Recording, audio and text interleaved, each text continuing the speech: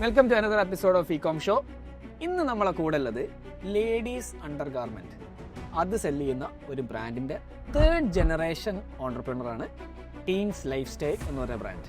Shebin, welcome to the show. Thank you so much.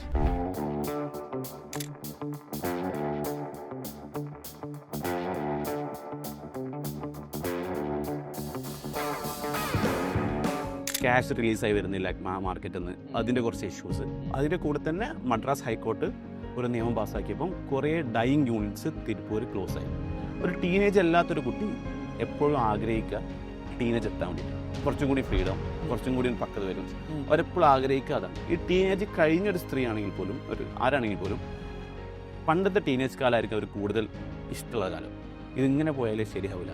അപ്പോൾ ഇപ്പോൾ ഒരു ബിസിനസ് ക്ലാസ്സിനൊക്കെ പോയി, അപ്പോൾ അവിടെ നിന്ന് കിട്ടിയ അറിവ് മനസ്സിലായി ഇത് സിസ്റ്റം ബിൽഡ് ചെയ്താൽ മാത്രമേ സ്കെയിൽ ചെയ്യാൻ പറ്റുള്ളൂ, അടുത്ത ലെവലിലേക്ക് കൊണ്ടുപോകാം.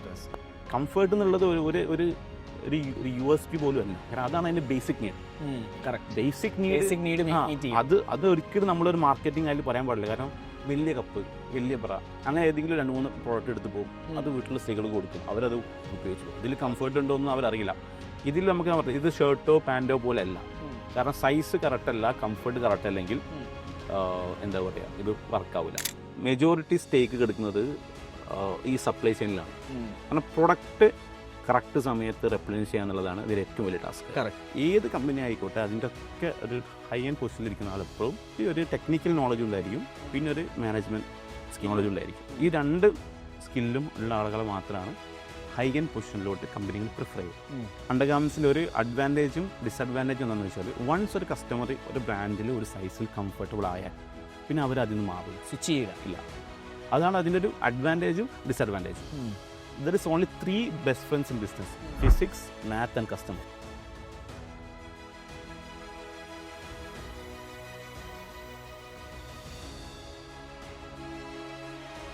Welcome to another episode of ecom show.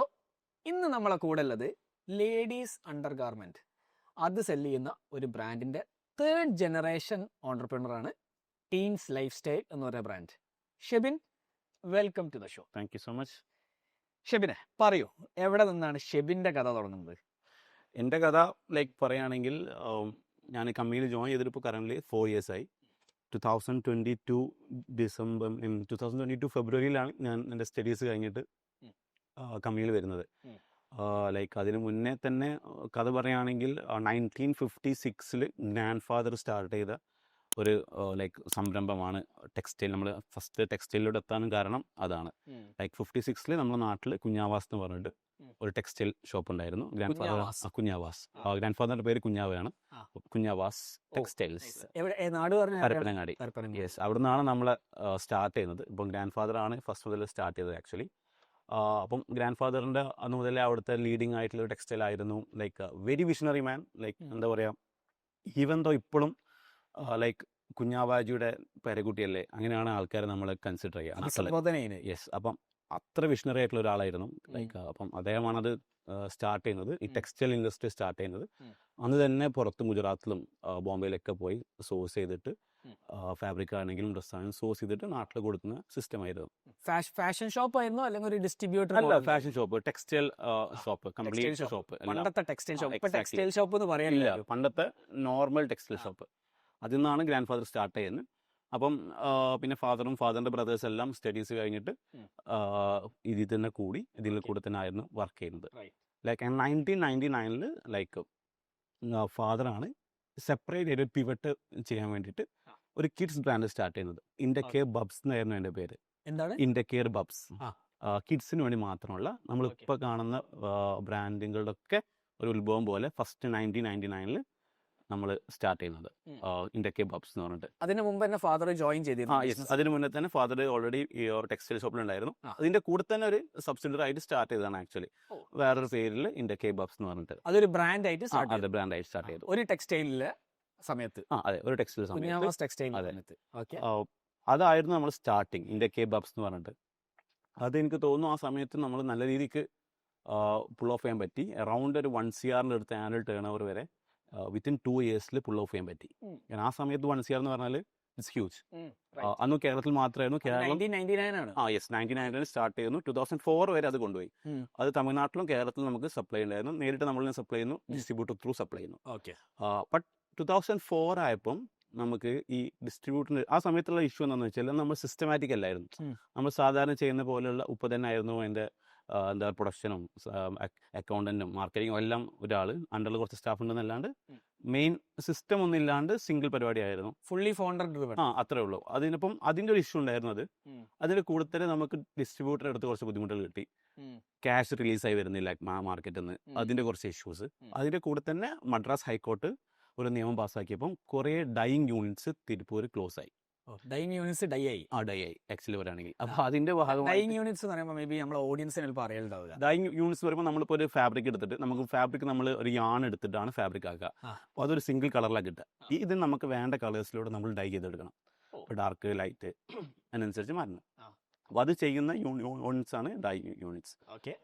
So അത് അധികവും അവിടെ ഇല്ലീഗൽ ആയിട്ടായിരുന്നു. ഇല്ലീഗൽ മീൻസ് പ്രോപ്പർ എന്താ പറയുക ലൈസൻസിങ് ഉണ്ടായിരിക്കും. ബട്ട് സ്റ്റിൽ അതിൻ്റെ എല്ലാം സേഫ്റ്റി മെഷേഴ്സ് ഒന്നും കീപ്പ് ചെയ്യാണ്ട് അല്ലെങ്കിൽ അങ്ങനെയൊക്കെ ആയിരിക്കും അധികം അവിടെ വർക്ക് ചെയ്തത്. അപ്പം അതിന് ഹൈക്കോർട്ട് ഒരു നിയമത്തിലൂടെ മൊത്തം പിടിച്ചു ആ സമയത്ത്. അപ്പം വളരെ ലിമിറ്റഡ് ആയിട്ടുള്ള ഇത് മാത്രമേ അന്ന് ബാക്കിയായിട്ടുള്ളൂ. അപ്പം അവിടെ ഓൾറെഡി എല്ലാ വലിയ വലിയ ബ്രാൻഡ്സ് ഉണ്ടായതുകൊണ്ടും ചെറിയ ബ്രാൻഡ്സുകൾക്കൊന്നും അവിടെ എൻട്രി കിട്ടുന്നില്ല. അപ്പോൾ ആ രണ്ട് ഇഷ്യൂസ് കാരണമാണ് 2004 നമ്മൾ എന്ത് ചെയ്തു, ഈ അന്ന് ഇന്ത്യ കെബാബ്സ് എന്ന് പറഞ്ഞാൽ നമ്മൾ കിഡ്സ് ബ്രാൻഡ് നമ്മൾ ഹോൾഡ് ചെയ്ത് വെച്ചു ആക്ച്വലി. അതായത് ബേസിക്കലി അവിടെ 3 പ്രശ്നങ്ങൾ വന്നു. ഒന്ന് ഡിസ്ട്രിബ്യൂട്ടർ സിസ്റ്റം ഇല്ലാത്ത പ്രശ്നം, 2 ഡിസ്ട്രിബ്യൂട്ടർ അടുത്തിന് ക്രെഡിറ്റ് വലിയ കാശ് വരുന്നില്ല, മൂന്നാമത്തെ നിങ്ങളെ പ്രൊഡക്ഷനിലും ഇഷ്യൂ വന്നു. എല്ലാം കൂടി ഒരുമിച്ച് വന്നപ്പോൾ നമുക്കത് എന്ത് ചെയ്യാൻ പറ്റില്ല, മുന്നോട്ട് പറ്റില്ല. അപ്പൊ നമ്മളത് അന്ന് ഹോൾഡ് ചെയ്ത് വെച്ചു. ഓക്കെ. ഓൾറെഡി കുഞ്ഞാസർ ഉണ്ടല്ലോ, അതിന് സബ്സിഡറിൽ പോകുന്നത്. കറക്റ്റ്. അതായത് അപ്പം ഫാദർ ചെയ്തിരുന്നത് ഓൾറെഡി എസ്റ്റാബ്ലിഷ്ഡ് ഒരു ടെക്സ്റ്റൈൽ ഷോപ്പ് ഉണ്ട്. ബേസിക്കലി നമ്മൾ ഇന്ന് പറയുന്ന D2C ബ്രാൻഡ് അന്ന് ഫാദർ തുടങ്ങാൻ ശ്രമിച്ചു. Exactly, yes. എക്സിസ്റ്റിംഗ് സെറ്റപ്പ് വെച്ചിട്ട് അത് വളരെ വിഷണറി ആയിട്ടുള്ള പാക്കേജിങ്ങും ഡിസൈൻസും ഒക്കെ ആയിരുന്നു ആ സമയത്ത്. ആരും കാണാത്ത ടൈപ്പ്. അതുകൊണ്ട് നല്ല രീതിക്കുള്ള എൻക്വയറിയും വന്നിരുന്നു. കറക്റ്റ്. ബട്ട് കറക്റ്റ് സാധനം കറക്റ്റ് സമയത്ത് ആൾക്കാർക്ക് എത്തിക്കാൻ പറ്റാത്തതുകൊണ്ടും കൊടുത്ത സാധനത്തിന് ക്യാഷ് റിലീസായി കിട്ടാത്തതുകൊണ്ടും ബുദ്ധിമുട്ടായതുകൊണ്ട് അത് ആ സമയത്ത് 2004 നമ്മൾ ഹോൾഡ് ചെയ്തു. ലൈക്ക് അങ്ങനെയാണ് പിന്നെ നമ്മൾ ഒന്ന് ഹോൾഡ് ചെയ്തത്, ഒന്ന് ബ്രേക്ക് എടുത്തു. പിന്നെ 2005 ഫാദർ ഇങ്ങനെ ഷെമ്മീസ് സ്റ്റാർട്ട് ചെയ്യാന്നുള്ളൊരു ഓൾറെഡി ഷോപ്പിലാണ് നിൽക്കുന്നത് ടെക്സ്റ്റൈൽ. അപ്പോൾ അവിടെ നിന്നുള്ള എൻക്വയറീസ് വരും. അപ്പോൾ അറിയാൻ നോക്കി ജസ്റ്റ് ഏത് ഐറ്റത്തിലാണ് കുറവായ സാധനങ്ങളുള്ളത്, കുറച്ച് പ്രൊഡക്റ്റ് ഇറക്കൽ എങ്ങനെ ഉണ്ടാവും എന്നുള്ളതൊക്കെ അവിടെ നിന്ന് അറിയാൻ പറ്റും. അങ്ങനെയാണ് 2005 ഫാദർ ഷിമ്മീസ്, നമ്മൾ ക്യാമിസോൾ എന്ന് പറയും, സ്ലിപ്സ്, അത് സ്റ്റാർട്ട് ചെയ്യുന്നത്. അപ്പോൾ അതിനൊരു പേര് വേണം. അപ്പോൾ അങ്ങനെ ഇരുന്ന് ആലോചിച്ചപ്പോഴാണ് എന്ത് പേരിടാം. അപ്പം നോക്കിയപ്പം ടീനേജേഴ്സിനാണ് മെയിൻലി ഫോക്കസ് ചെയ്യുന്നത്. ആ ക്യാമിസോൾ ഐറ്റം സ്കൂളിൽ പോകുന്ന കുട്ടികൾ, കോളേജിൽ പോകുന്ന കുട്ടികൾക്കൊക്കെ വേണ്ടിയിട്ട്. അങ്ങനെയാണ് ടീനേജേഴ്സിന് വേണ്ടി ടീൻസ് എന്നുള്ള ബ്രാൻഡ് ഇടുന്നത്. അതെ, നമ്മളിപ്പം ഷെമ്മീസ് ഒക്കെ പോലെ ഈ യൂണിഫോമിൻ്റെ ഉള്ളിലൊക്കെ ഇടുന്ന ഐറ്റംസ്. അപ്പം ടീനേജേഴ്സിന് കൂടുതൽ ഫോക്കസ് ചെയ്യുന്നതുകൊണ്ട് ടീൻസ് എന്നുള്ള പേര് ഇട്ടു. പിന്നെ അതിൽ നമ്മൾ കണ്ടെത്തിയ വേറൊരു കാര്യം, ഇപ്പം ഒരു ടീനേജ് അല്ലാത്തൊരു കുട്ടി എപ്പോഴും ആഗ്രഹിക്കുക ടീനേജ് എത്താൻ വേണ്ടിയിട്ടാണ്. കുറച്ചും കൂടി ഫ്രീഡം, കുറച്ചും കൂടി പക്വത വരും. അവരെപ്പോഴും ആഗ്രഹിക്കുക അതാണ്. ഈ ടീനേജ് കഴിഞ്ഞൊരു സ്ത്രീ ആണെങ്കിൽ പോലും, ആരാണെങ്കിൽ പോലും, പണ്ടത്തെ ടീനേജ് കാലമായിരിക്കും അവർ കൂടുതൽ ഇഷ്ടമുള്ള കാലം. അതിലോട്ട് നിന്ന് റീവിസിറ്റ് ചെയ്താൽ നൊസ്റ്റാൾജിയ, ഐ മീൻ കൂടുതൽ ഫ്രീഡം ഉണ്ടായിരിക്കും, കമ്മിറ്റ്മെന്റ്സ് ഉണ്ടായിരിക്കില്ല, ഹെഡ് ഏക്സ് ഇല്ല, ഒന്നുമില്ല, കളിച്ച് നടക്കുന്ന പ്രായം. അപ്പം ആ ഒരു ഏജിനോട്, ടീനേജ് എന്ന ഏജിനോട് എല്ലാ ഏജ് കാറ്റഗറിയിലുള്ള കുട്ടികൾക്കും, ഐ മീൻ ആളുകൾക്കൊക്കെ അതിൻ്റെ ഒരു ഇതുണ്ടായിരിക്കും. അതിലോട്ട് വരാനുള്ള ഒബ്വിയസ്ലി.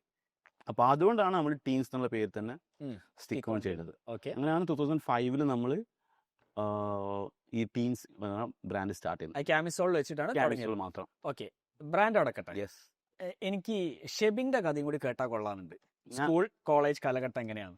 1997 ജനിക്കുന്നത്, April 5th. അത് ജെൻസി അല്ല, എന്നാലും ബോർഡർ അങ്ങനെ പറയാം. ജെൻസി അല്ല, എന്നാലും മറ്റേ മില്ലേനിയലും അല്ല, അതിന്റെ ഇടയിൽ വിട്ടുപോയി. സ്കൂളിംഗ് ഒക്കെ നാട്ടിൽ തന്നെ ആയിരുന്നു. ലൈക്ക് സ്കൂളിലുള്ള സമയത്താണെങ്കിൽ പോലും നമ്മൾ ഷോപ്പിൽ പോയി നിൽക്കും ഒബിയസ്ലി. കാരണം വീക്കെൻഡ്സിലും അതേപോലെ ഈ സീസൺ വരും, ഇപ്പം ഓണം, പെരുന്നാൾ, ക്രിസ്മസ് സീസൺ വരുമ്പം എക്സ്ട്രാ തിരക്കുള്ള സമയത്താകുമ്പം അഡീഷണൽ സമയത്ത് നമ്മൾ ഷോപ്പിൽ പോയി നിൽക്കും. അപ്പോൾ ആ സമയത്ത് നമുക്ക് എന്തെങ്കിലുമൊക്കെ പോക്കറ്റ് മണിയൊക്കെ ആയിട്ട് കിട്ടും. അപ്പോൾ അതിനാണ് മെയിൻലി പോകുന്നത്. കറക്റ്റ്. അപ്പോൾ ഞാനും കസിൻസ് എല്ലാവരും ഉണ്ടായിരിക്കും. പണ്ട് വാപ്പക്ക് ഒരു സ്പെയർ പാർട്ട് ഷോപ്പ് ഉണ്ടായിരുന്നു. അപ്പം ഞാനും സ്കൂൾ വെക്കേഷൻ ആകുമ്പോൾ അവിടെ പോയി നിൽക്കും. അവിടെ പോയി നിൽക്കണതിൻ്റെ മെയിൻ ഉദ്ദേശമാണ് പൊറാട്ടി ബീഫ് കഴിക്കാം. നേരെ അപ്പുറത്ത് ചെറിയൊരു ഇത് അങ്ങനെ ഇതിപ്പോൾ നമ്മൾ ഈ സീസൺ ആകുമ്പോൾ ലേറ്റ് നൈറ്റ് ക്ലോസ് ചെയ്യുക. അതായത് രാത്രി 4 മണി 3 മണിയൊക്കെ ആയിരിക്കും ക്ലോസ് ചെയ്യുമ്പോൾ. മെയിൻ ഈ സമയങ്ങളിൽ നമുക്ക് എന്താ പറയുക, ഈ സീസൺ സമയത്ത് ലേറ്റ് നൈറ്റ് ക്ലോസ് ചെയ്യുക. അതായത് എന്തായാലും ഒരു 4 മണി. കാരണം ഷോപ്പിൽ നിന്ന് കസ്റ്റമർ 12 മണിക്കൊക്കെ പോയാൽ ഇത് ഫോൾഡ് ചെയ്ത് വെക്കണം. ഈ ഡ്രസ്സുകൾ ഫോൾഡ് ചെയ്ത് വെച്ചാൽ നെക്സ്റ്റ് ഡേ മോർണിംഗ് ഓപ്പൺ ആക്കുമ്പോൾ കസ്റ്റമേഴ്സിന് കാണിക്കാൻ പറ്റുള്ളൂ. അപ്പം ഒരു കൂമ്പാരങ്ങളുണ്ടായിരിക്കും. അപ്പോൾ അത് രാത്രി എല്ലാവരും ഇരുന്നിട്ടാണ് ഫോൾഡ് ചെയ്യുക. അതൊരു 4 മണി 3 മണിയൊക്കെ ആയിരിക്കും സീസൺ സമയത്ത്. അത് സുബൈയാവും. ഏകദേശം പറഞ്ഞാൽ 5 മണി കട കൂട്ടിയിട്ട് പോകുമ്പോൾ അങ്ങനെ ആവും. അപ്പം അതൊരു രസാ സമയത്ത് രാത്രി നടക്കാനൊക്കെ. അപ്പം ഇതേമാതിരി ഫുഡ് കിട്ടും. പിന്നെ ഈ പെരുന്നാളിൻ്റെ തലേന്ന് കട അടച്ച് പോകുമ്പോൾ എന്തെങ്കിലും പോക്കറ്റ് മണി കിട്ടും. അപ്പോൾ അതായിരുന്നു ഒരു മോട്ടിവേഷൻ. അപ്പോൾ ചെറുപ്പം മുതൽ അങ്ങനെ കടകളിൽ പോയി പരിചയമുണ്ട്. ലൈക്ക് പിന്നെ അത് കോളേജ് പിന്നെ പഠിച്ചത് എഞ്ചിനീയറിംഗ് ആണ്, ME എക്സിക്യൂട്ടീവ് ഫർദ്. അപ്പം അന്ന് മുതലേ ലൈക്ക് ഈ കമ്പനി നമ്മുടെ കൂടെ ഉണ്ടായതുകൊണ്ട് ഇപ്പം നമ്മൾ നോക്കുമ്പോൾ ഈ വലിയ വലിയ കമ്പനികളുടെ ടോപ്പ് പൊസിഷനിലിരിക്കുന്ന ആൾക്കാർ എന്താണ് അവർ പഠിച്ചിട്ടുണ്ടാവുക, ഇങ്ങനെയാണ് അവരെത്തി അവിടെ ആ പൊസിഷനിൽ എത്താനുള്ള കാരണം എന്തായിരിക്കും നമ്മൾ നോക്കും. അപ്പം അങ്ങനെ പഠിച്ചപ്പം ഏത് കമ്പനി ആയിക്കോട്ടെ അതിൻ്റെ ഒക്കെ ഒരു ഹൈ എൻഡ് പൊസിഷനിലിരിക്കുന്ന ആളെപ്പോഴും ഒരുമിച്ച് ഒരു ടെക്നിക്കൽ നോളജ് ഉണ്ടായിരിക്കും, പിന്നെ ഒരു മാനേജ്മെൻറ്റ് നോളജ് ഉണ്ടായിരിക്കും. ഈ 2 സ്കില്ലും ഉള്ള ആളുകളെ മാത്രമാണ് ഹൈ എൻഡ് പൊസിഷനിലോട്ട് കമ്പനികൾ പ്രിഫർ ചെയ്യുക. അതേസമയം ടെക്നിക്കലിയും അറിയണം, അതേപോലെ അതിൻ്റെ മാപ്പും കറക്റ്റ് ആയിരിക്കും. അപ്പോൾ അങ്ങനെയാണ് BTech എടുത്തിട്ട് പിന്നെ MBAക്ക് പോകാനുള്ളൊരു കോൺസെപ്റ്റ്. BTech എന്തിലാണ് എടുത്തത്? കമ്പ്യൂട്ടർ സയൻസിൽ. കമ്പ്യൂട്ടർ സയൻസ് എടുക്കാൻ പ്രത്യേകിച്ച് എന്തെങ്കിലും റീസൺ ഒന്നുമില്ല. ലൈക്ക് കമ്പ്യൂട്ടറിനായിരുന്നു കുറച്ച് താല്പര്യം കൂടുതൽ ആ സമയത്ത്. ടെക്കിനോടൊക്കെ ഒരു ഇഷ്ടം ഉണ്ടായിരുന്നു. അങ്ങനെയാണ് എടുത്തത്. അത് കംപ്ലീറ്റ് ചെയ്തു 4 വർഷം കൊണ്ട്. അത് കഴിഞ്ഞിട്ട് പിന്നെ MBAക്ക് വേണ്ടി ഇംഗ്ലണ്ടിൽ പോയി. 2 വർഷം ഇംഗ്ലണ്ടിലായിരുന്നു. 2020 പോയിട്ട് 2022 കഴിഞ്ഞിട്ട് പോകുന്നു കോഴ്സ്. UK എവിടെ? കാംബ്രിഡ്ജിന്റെ ആംഗ്ലിയ റിസ്ക് എന്ന് പറഞ്ഞ യൂണിവേഴ്സിറ്റിയിലായിരുന്നു. അപ്പോൾ ഡയറക്ട്ലി BTech എടുത്ത് ഡയറക്ട്ലി MBA പോയി. പക്ഷേ എക്സ്പീരിയൻസ് ഓൾറെഡി ഉണ്ട്, കാരണം ഷോപ്പിൽ നിന്നിട്ടുള്ള എക്സ്പീരിയൻസ് ഉണ്ട്. അതൊരു ഇപ്പൊ നമ്മളൊരു പേപ്പറിലെ എക്സ്പീരിയൻസ് പറയാൻ പറ്റില്ല, ഒബ്വിയസ്ലി അത് എക്സ്പീരിയൻസ് ആണ്. അതാണ് എക്സ്പീരിയൻസ്. പക്ഷേ എന്താ പറയുക, നമ്മളിപ്പോൾ ഈ MBA ഒരു ഇപ്പം നല്ല കോളേജുകളിലൊക്കെ MBA നോക്കുമ്പോൾ അവർ മിനിമം ക്ലാസ് ആവറേജ് ഏജ് എന്ന് പറയുന്നത് 35 years പ്ലസ് ആയിരിക്കും. അതായത് ഓൾറെഡി ഒരു BCom അല്ലെങ്കിൽ ഒരു BTech കഴിഞ്ഞിട്ട് ഏതെങ്കിലും കമ്പനിയിൽ വർക്ക് ചെയ്യും. ഒരു 3, 4, 5 വർഷമൊക്കെ വർക്ക് ചെയ്തിട്ട് പിന്നെ ഒന്ന് അപ്സ്കിൽ ചെയ്യാൻ വേണ്ടിയിട്ടും അതേപോലെ ഒന്ന് പ്രൊമോഷനൊക്കെ വേണ്ടിയിട്ടായിരിക്കും ഇവർ MBAക്ക് വരിക. അതാണ് ഒബ്വിയസ്ലി MBAൻ്റെ ഒരു സ്ട്രാറ്റജി. ലൈക്ക് അതാണ് അതിന് വേണ്ടിയാണ് കോഴ്സ് ഉള്ളത്. അപ്പോൾ നമ്മൾ ആ ഗ്യാപ്പ് എടുക്കേണ്ട വിചാരിച്ച് ഞാൻ തന്നെ ലൈക്ക് BTech കഴിഞ്ഞിട്ട് MBAക്ക് പോയി 2 വർഷം അവിടെ ആയിരുന്നു. അപ്പോൾ UK പോകാനുള്ള കാരണം ഒരു എക്സ്പോഷർ കിട്ടാൻ വേണ്ടിയിട്ട്. ഡെഫിനറ്റ്ലി വേറെ ഒന്നുമല്ല, അത്രയും നാട്ടിലാണ് പഠിച്ചത്. ഒന്ന് പുറത്തുനിന്ന് പോയി ഒരു എക്സ്പോഷർക്ക് കിട്ടാൻ വേണ്ടിയിട്ടും കുറച്ചും കൂടി ഒരു എന്താ പറയുക, അപ്പുറത്ത് നോക്കുമ്പോൾ ലോകത്തിന്റെ ഇത് മാറില്ല. How does it look like? ഒരു ആസ്പെക്ട് മാറില്ല നമ്മൾ. അതിന് വേണ്ടിയിട്ടാണ് UK എടുത്തത്. 2 വർഷം അവിടെ ഉണ്ടായിരുന്നു. പിന്നെ സ്റ്റേ ബാക്കിന് ഓപ്ഷൻ എടുത്തില്ല. നേരെ അപ്പോഴുള്ള തോട്ട് പ്രോസസ് എന്താണെന്ന് വെച്ചാൽ ഇപ്പോൾ സ്റ്റേ ബാക്ക് ഇപ്പം ഓൾറെഡി 2 years അവിടെ പഠിച്ചു, ഇനിയും 2 years സ്റ്റേ ബാക്ക് എടുത്ത് വീണ്ടും നമ്മൾ വരാനുള്ളത് ഈ സ്ഥലത്തേക്കാണ്. അത് മനസ്സിൽ ക്ലിയർ, സ്വന്തം ഫാമിലി ബിസിനസ്സിലേക്കാണ് വരുന്നത്. കാരണം അതെങ്ങനെ പറയാമെന്ന് വെച്ചാൽ ഇറ്റ്സ് ലൈക്ക് എ മാരേജ്. അപ്പം എൻ്റെ എന്തിനാ ഒരു അറേഞ്ച് മാരേജ് പോലെയാണ്. അപ്പം നമ്മൾ ഒരു ബിസിനസ്സിനെ കണ്ടെത്തി കല്യാണം കഴിച്ചു. പിന്നെ ഓൺ ദ ഗോയിൽ നമ്മൾ അതിൽ കണക്കിലായി, കൂടുതൽ ഇഷ്ടത്തിലായി. പിന്നെ വിട്ടുപോയി പിരിയാത്ത അത്ര ഇഷ്ടത്തിലായി. അങ്ങനെയാണ് ഞാൻ എൻ്റെ ഒരു ജേർണിയെ കാണുന്നത്. അപ്പോൾ ഞാൻ നോക്കുന്നപ്പം ഒരു 2 years കൂടി സ്റ്റേ ബാക്ക് എടുത്താൽ എനിക്ക് വേണം കുറച്ചും കൂടി അവിടെ നിൽക്കാം. പക്ഷെ ഞാൻ നോക്കുമ്പം അത് കഴിഞ്ഞിട്ട് വീണ്ടും വരാനുള്ളത് ഇവിടേക്കാണ്. ബട്ട് വൈ നോട്ട് കുറച്ചുകൂടി നേരത്തെ വന്ന് ഒന്നിന് സ്റ്റാർട്ട്. അപ്പോൾ ഈ 2 years കഴിഞ്ഞ് വരുമ്പോഴും ഒന്നിന് സ്റ്റാർട്ട് ചെയ്യണം. ഇപ്പോൾ പോയാലും ഒന്നിന് സ്റ്റാർട്ട് ചെയ്യണം. പക്ഷേ ഒന്നിന് ഇപ്പം തന്നെ സ്റ്റാർട്ട് ചെയ്താൽ ആ 2 വർഷം എനിക്ക് സേവ് ചെയ്യാൻ പറ്റും. കറക്റ്റ്. അങ്ങനെയാണ് ഞാൻ കഴിഞ്ഞിട്ട് നേരെ 22 February ജോയിൻ ചെയ്യുന്നത് കമ്പനിയിൽ.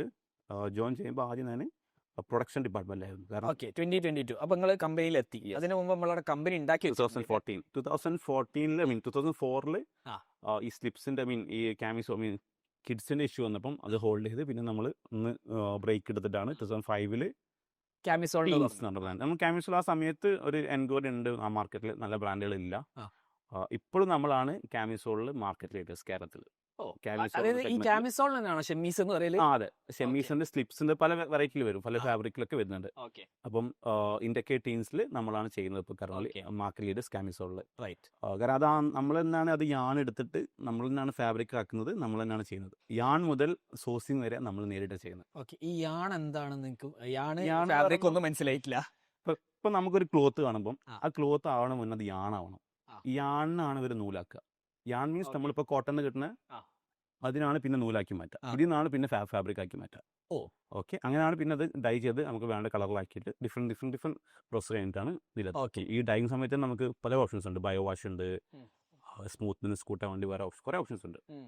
ഡീറ്റെയിൽസിന് പോകുന്നില്ല. അപ്പം അങ്ങനെയാണ് ഫാബ്രിക്കായി വരിക. അല്ല ഇത് മൊത്തത്തിൽ അപ്പൊ നിങ്ങൾ യാൺ എടുത്തിട്ട് ഉം. ആ മൊത്തം ആ എൻഡ് പ്രൊഡക്റ്റ് ആണ് വരെ മാനുഫാക്ചർ നമ്മളായിരുന്നു. കോൺട്രാക്ട് മാനുഫാക്ചർ അല്ലല്ല, നമ്മൾ നേരിട്ട് ആ സമയത്ത് നമുക്ക് 2001 നമ്മൾ തിരുപ്പൂർ നമുക്ക് ഓഫീസിലായിരുന്നു. ഓഫീസ് ഇപ്പോഴും ഉണ്ട്. ഓക്കെ തിരുപ്പൂർ നമ്മൾ നേരിട്ട് ഓഫീസ്. ആ സമയത്തൊക്കെ നമ്മൾ കേരളത്തിൽ ഒരാൾ പോയിട്ട് അവിടെ ഓഫീസ് കിട്ടാൻ ഭയങ്കര ബുദ്ധിമുട്ടാണ്. ആ. കാരണം അവിടെ ഉള്ള ആൾക്കാർക്ക് തന്നെ ഓഫീസ് കിട്ടില്ല. കറക്റ്റ്. അപ്പോൾ ആ സമയത്ത് 2001 നമ്മളൊരു അവിടുത്തെ ഒരാളെ സംസാരിച്ചിട്ട് ഒരു ഓഫീസ് എടുത്തു. ആ.